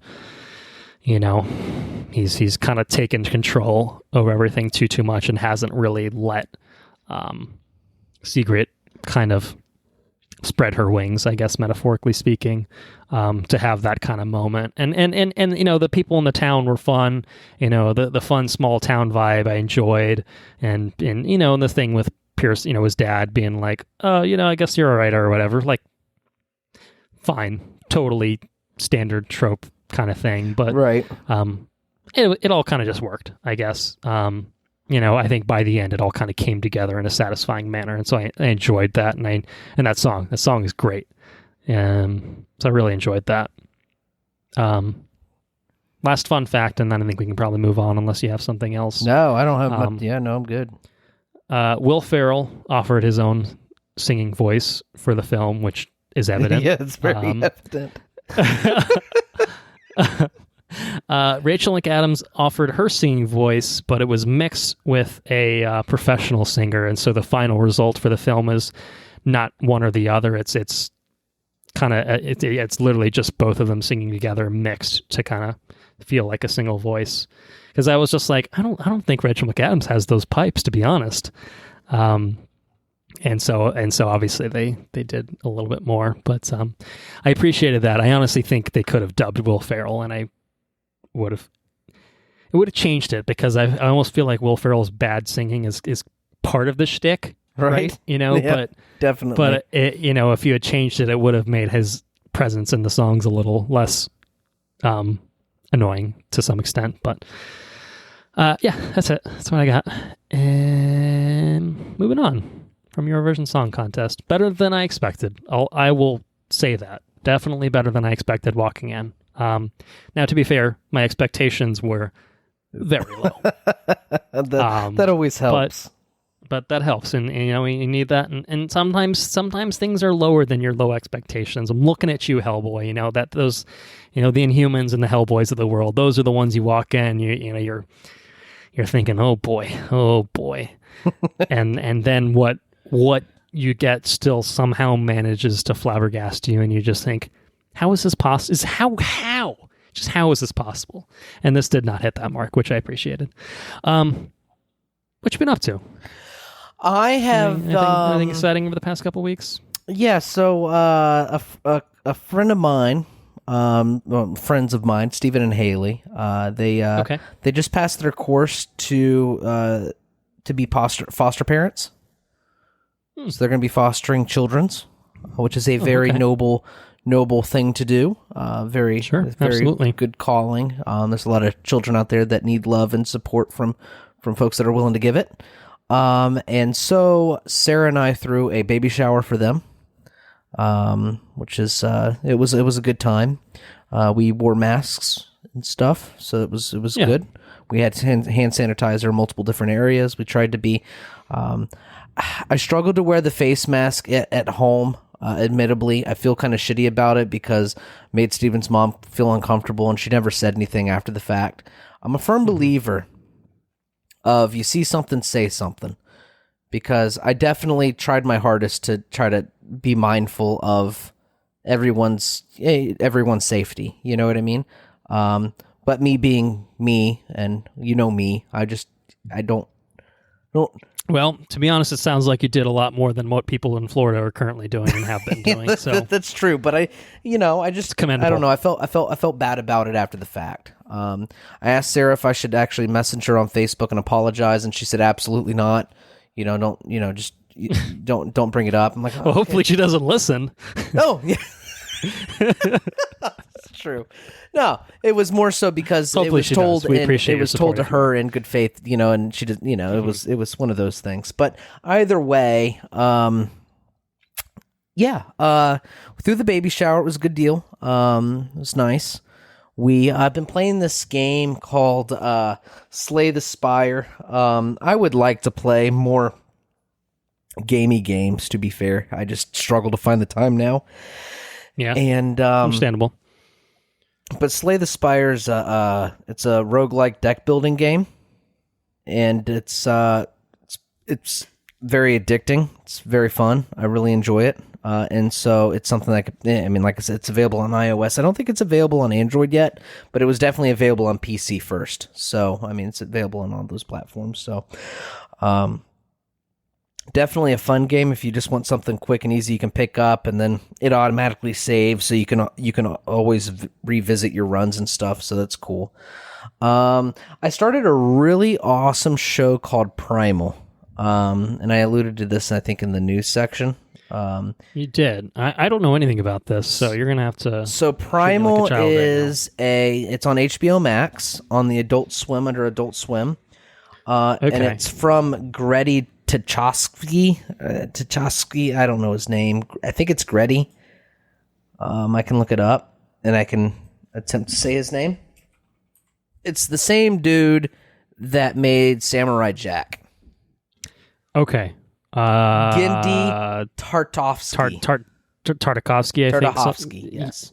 Yeah, okay. All right, yes. It is it's like I think it's a 6-episode miniseries of a caveman and a dinosaur, a T-Rex or whatever he is, and their survival in like neo I can't think of the word. I was trying to sound smart, but I obviously don't sound smart when I don't know the word. Old times with fucking dinosaurs. Neolithic, during the Neolithic era, I guess. Okay. It's there's no dialogue, it's just a bunch of screaming and yelling and dinosaur noises and stuff, which is pretty cool. It is super, super fucking savage. Like, it is very, very brutal. As you would expect a time with, cavemen and dinosaurs and shit. I thoroughly enjoy it. I think it's very, very good. I've enjoyed I think I've watched like 4 episodes of it so far. And actually, it was submitted in the animated film category for the 92nd Academy Awards, but it wasn't nominated. Oh. Was it just like episodes stitched together or something? It doesn't say. It says a film adaptation of the series titled Primal Tales of Savagery was submitted in the animated feature film category. 92nd Academy Awards, but it was not nominated. It screened at the London, West Hollywood, and Beverly Hills on November 21st, 2019. I can thoroughly recommend it. It touches on some emotional notes, like it kind of like made you feel something. I didn't quite cry, but it kind of, it was like, holy shit, just kind of left you, it just kind of left me with holy shit, slack-jawed in certain, and every episode so far, I've actually only watched 3 episodes, to be fair, only 2.5. I didn't finish the 3rd episode yet. But every episode consistently leaves me slack-jawed at certain points. So, I mean, it's just very well made. I think they're like 20-minute episodes. They're not very cumbersome. Okay. And they're really well made. They're really cool. So I highly recommend it if you want a short, brief dive into certain stuff. It's pretty good. We started and finished a show called Little Fires Everywhere. Hulu, right? On Hulu, right? With Reese Witherspoon and a very pretty woman. Yeah. I can't remember her name. I don't know her name. What's her name? I think Google will know the answer, and the answer is Kerry Washington. Yes. Okay. Yes. That sounds right. Yes. Yep. It's also got Joshua Jackson in it as well, and Lexi Underwood. Those are the 4 people that pop up on the cast section of my Google. And it's based off apparently a very popular novel. Yes, I've seen it in a lot of like best-selling charts. I guess probably a lot of it just due to, hey, there's a show out, let me read the thing that it's based off of type thing. But yeah, how is the show? I feel like I've heard good things. Yeah, no, it's a really compelling show. I think it's topical right now for a lot of different reasons. Okay. It's some of it's hard to watch, which is good. You can always appreciate a film or television show or whatever that really makes you take pause and makes you think. And the show definitely does it. The content really makes you, because it does a really good job. it does a good job of showing you different aspects of different people, and it's a very complex web of these people's lives, which is, I don't know, I think it's a really well-crafted show. It's very compelling. It feels very, very, very relevant. It does. It thoroughly very good show. I really, really enjoyed it. So watched that, finished that. Let's see, what else have I been up to in the past couple weeks?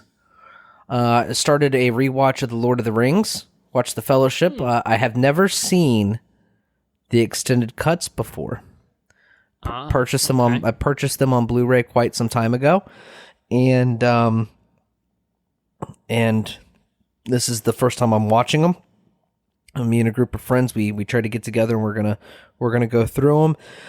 Watched the first one last week, and we're gonna watch The Two Towers sometime next week when I get back from Georgia. Fellowship holds up. It's a really good fucking movie. Thoroughly recommend it. If anything, you can watch it to remember Bilbo Baggins, or Ian Holm, as he's known in real life. Awesome movie. I really think that Fellowship's going to be my favorite. I think Fellowship's always been my favorite. But I haven't seen I've seen Fellowship a bunch of times. I don't think I've seen Two Towers or The Return of the King nearly as much. So I'm actually really excited to see the other two, because Kelly's favorite one is Two Towers, which is one of the people we're watching it with. Hers is The Two Towers, I think, as she said it was her favorite. So just real excited to revisit the series. It'd be something I'd enjoyed covering with you at a certain point. And I think it's something we can put in the pipeline at some point. Yeah, might be able to get a different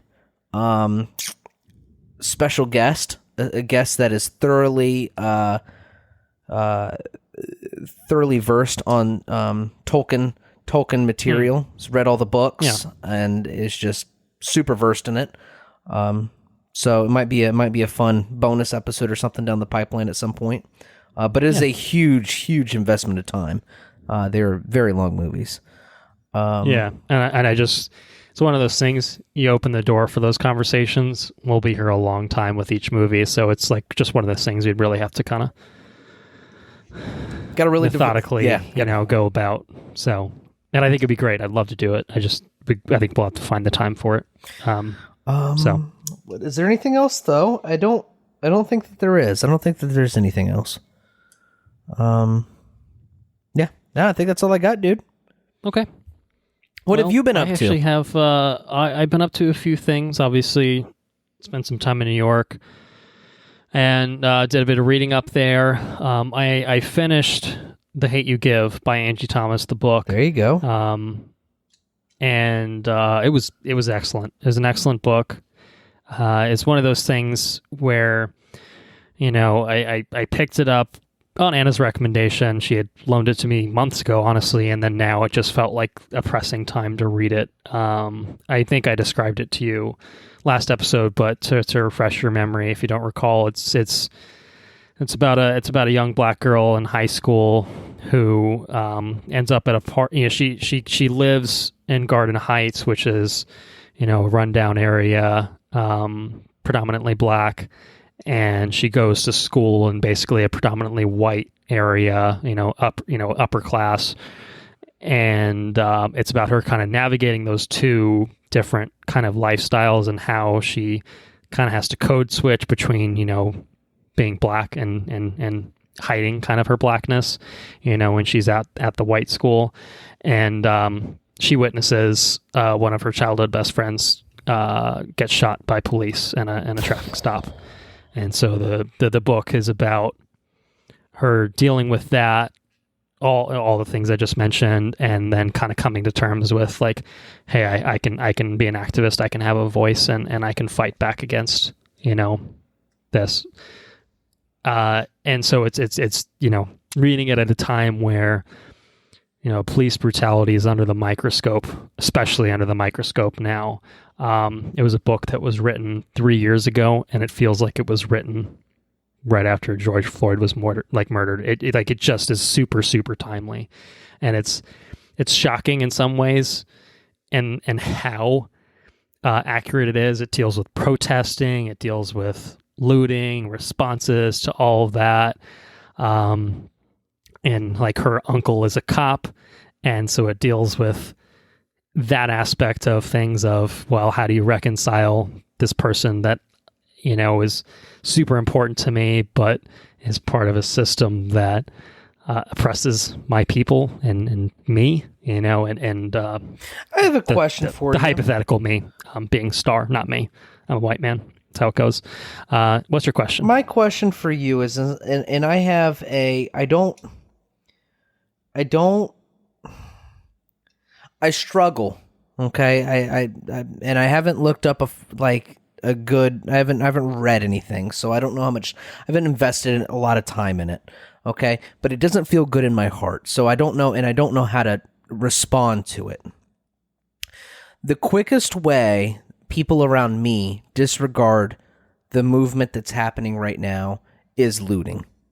They disregard the Black Lives Matter movement because they say, "Oh, I was fine with it. I was fine. I completely agree." But then people are breaking in and burning down buildings.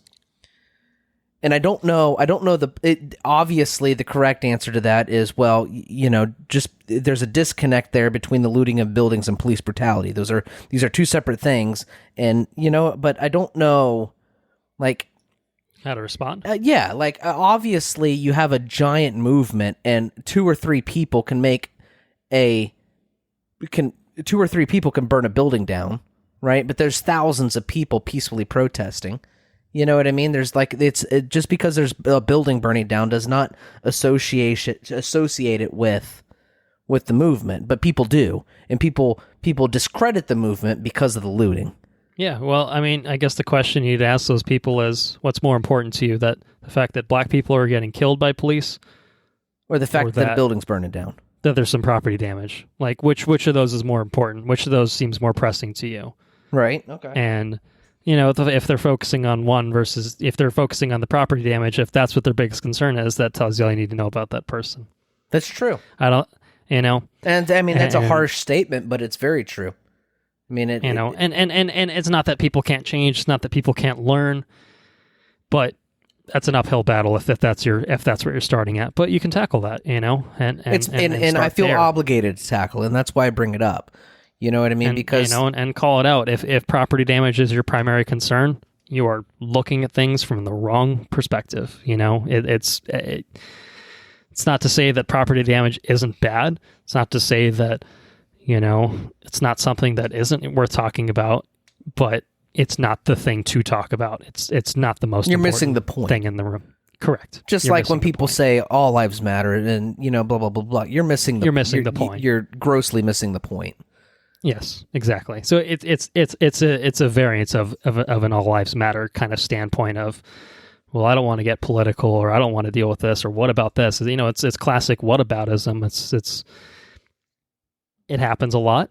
I'm sure you encounter it a lot. I encounter it on a day-to-day basis. I see it a lot too.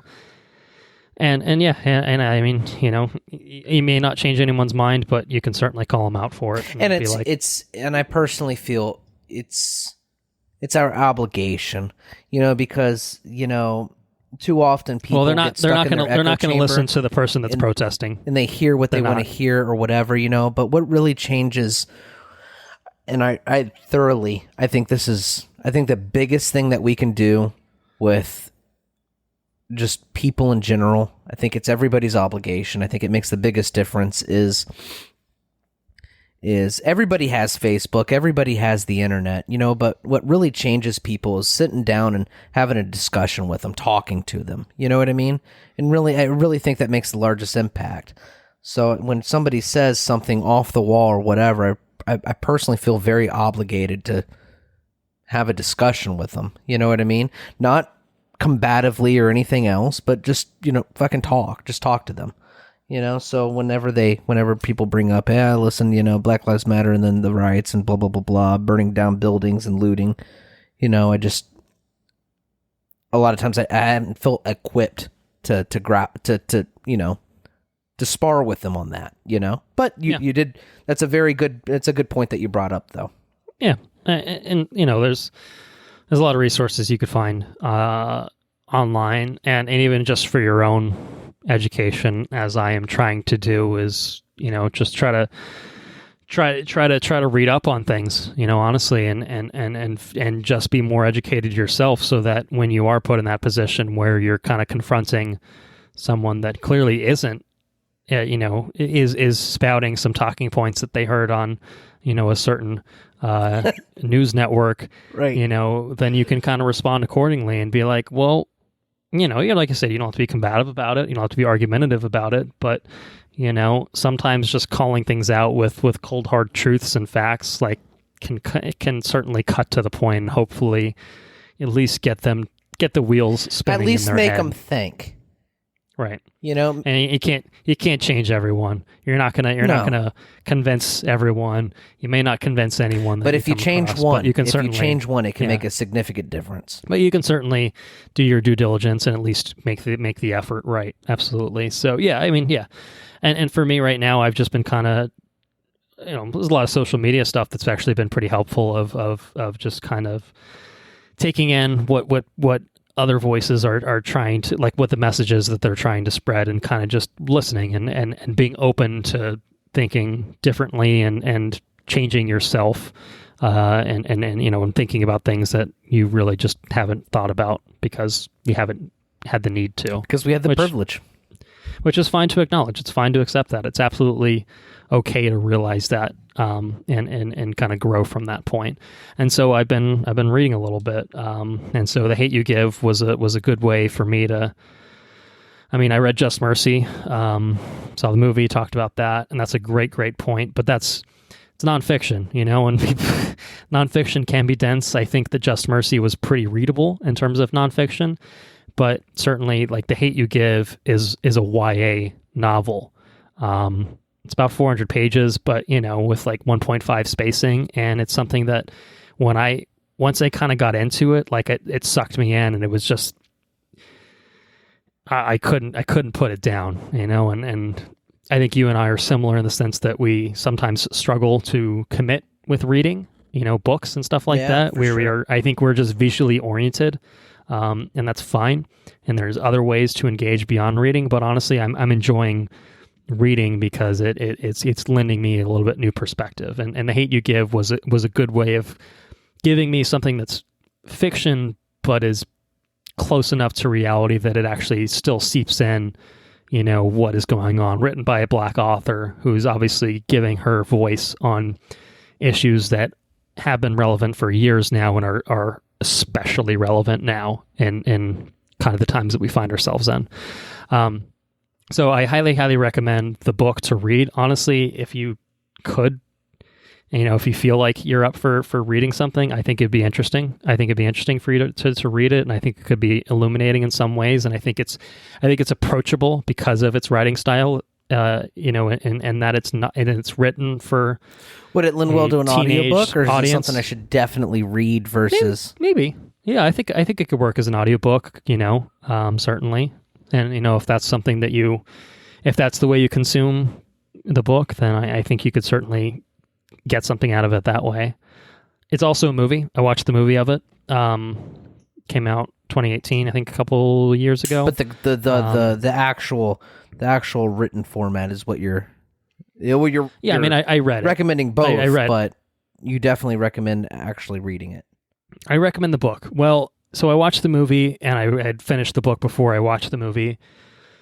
And the movie's a good adaptation, but it changes certain aspects of it, I think, for the worse. And I won't elaborate on that. But there's a few. It felt like it wanted to hit. It's interesting you bring the things up that you're talking about because, you know, there's just common talking points that you run into, you know, when you're talking about systemic racism in this country, and there's just a defensive kind of, you know, point of view of, well, what about this or what about that, and I felt like the movie tried to hit on that, like, I don't see color kind of argument. And it was just like, well, it's there. It's great and all, but that's not really helpful in any way, So yeah, it does, I think, a lot to try to take in a lot of those viewpoints and like give kind of characters that sort of dialogue so that it can be like, hey, here's a situation where this is a common talking point that you run into, and here's how this character responds to address that. But it did it in kind of a ham-fisted way a couple times, I felt like, and at the cost of, I would say, bastardizing some of the characters as they were written in the book. So I highly recommend the book. I recommend the movie as well, and probably, honestly, if you're watching it independent of the book without that frame of reference, probably totally fine. It probably is fine. And certainly a 2-hour movie versus reading when you're not so predisposed to reading can be a tall task to ask. And so I understand that. So I think the book is obviously worth looking at, but I think the movie is also worth watching because it's well cast. It's a good adaptation. It hits on a lot of the same points, even if it streamlines certain things out of necessity or crops certain things or changes certain things. I still think that it does hit on a lot of the same points, and it does it in a good way that addresses a lot of those things. And again, still eerily timely. Right. Right now. Little fires everywhere is the same way. I think one of the quotes that kind of stuck out. There's a quote from it. Says, I think you're not an exception just because you want to be, and I don't know, it kind of stuck out there, but yeah, I don't know, man. A lot of good content out there that I feel like a lot of people should expose themselves to.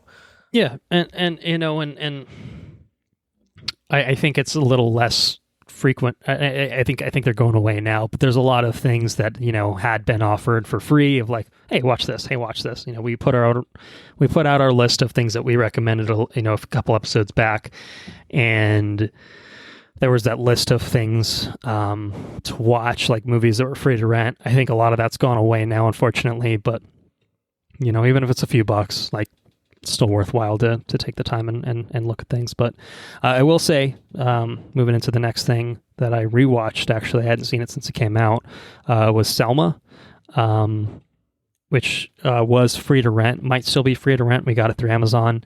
And it's about the Selma to Montgomery marches post the Civil Rights Act, but before the Voting Rights Act had been enacted by LBJ in the 60s. And it's MLK kind of spearheading that with a few other activists in Alabama to say that, yes, we technically have the right to vote, but because of the way the law is enforced, we are not allowed to register to vote, so we can't vote. So, you're suppressing the black vote because of... Isn't that amazing? Racist, that happened in the 40s? 60s. In the 60s. Late 60s, yeah. So 60 years ago, people were still black people were still trying to have their voice heard. Yeah.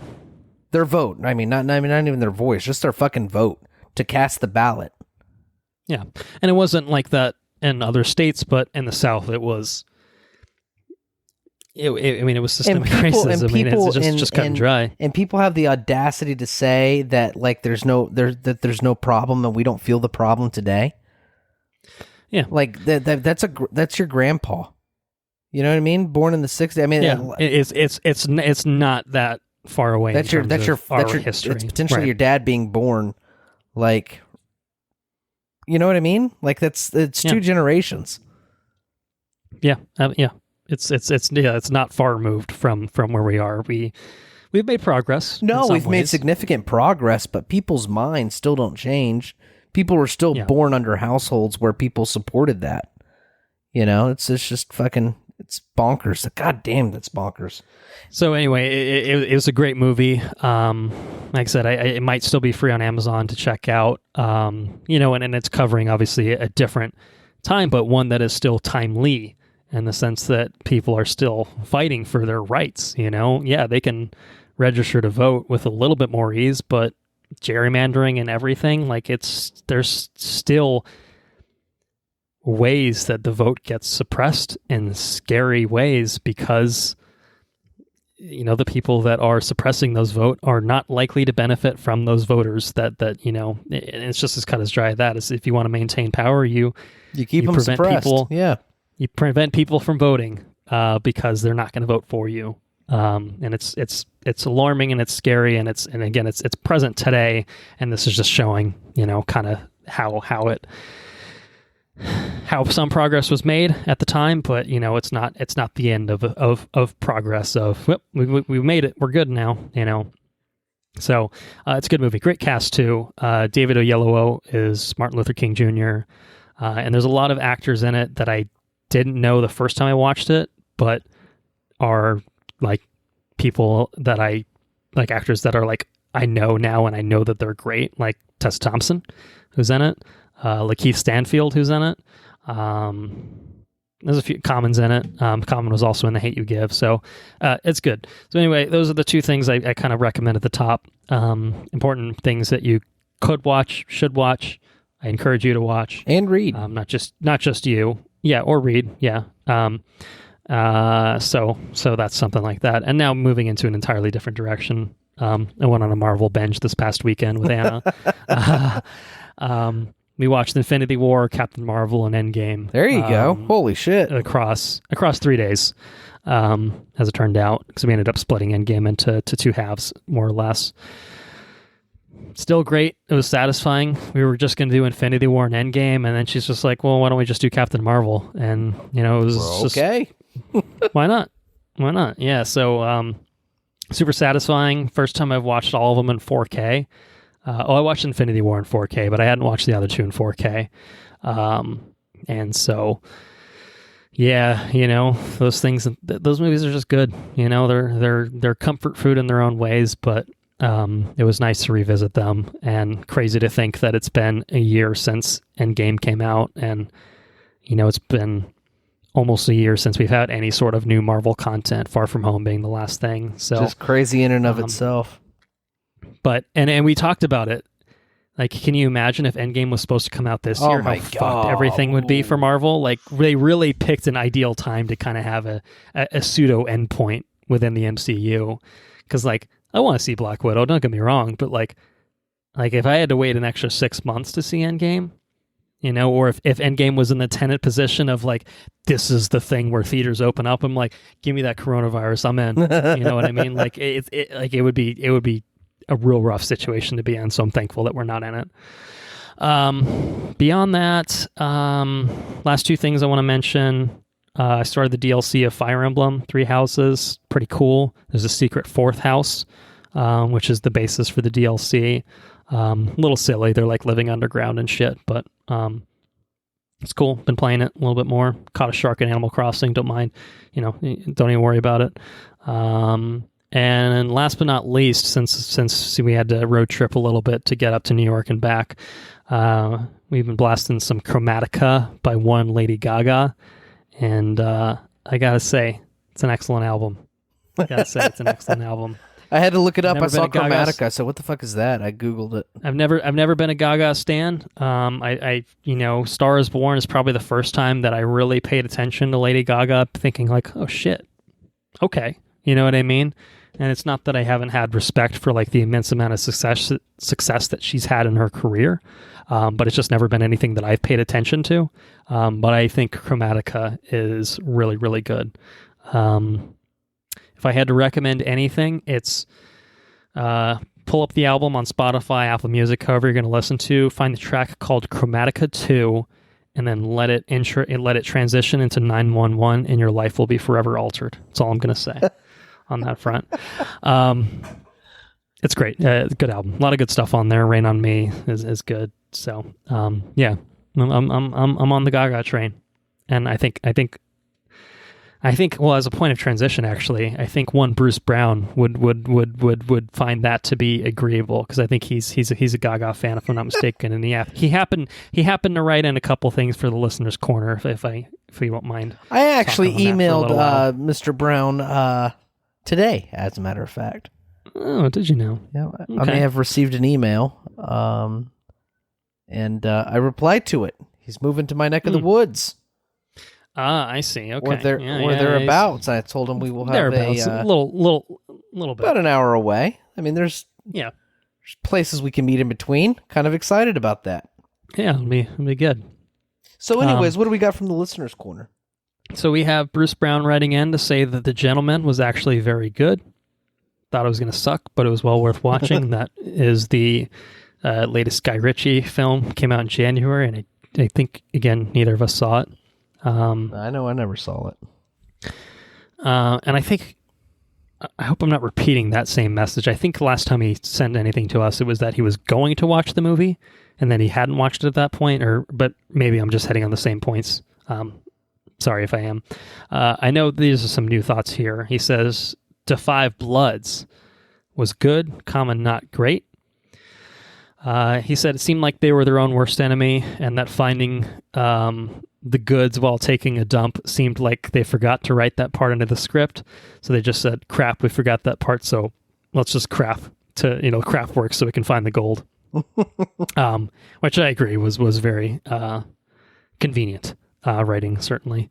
He said great potential, just misfired quite a bit for him. I think we both came away a little bit more positive, it sounds like, than he did, but another perspective for the listeners. And he watched 7500, which is the Joseph Gordon-Levitt airplane cockpit movie on Amazon, if you know anything about it. He says tense at first, kind of fizzled into a non-ending, though.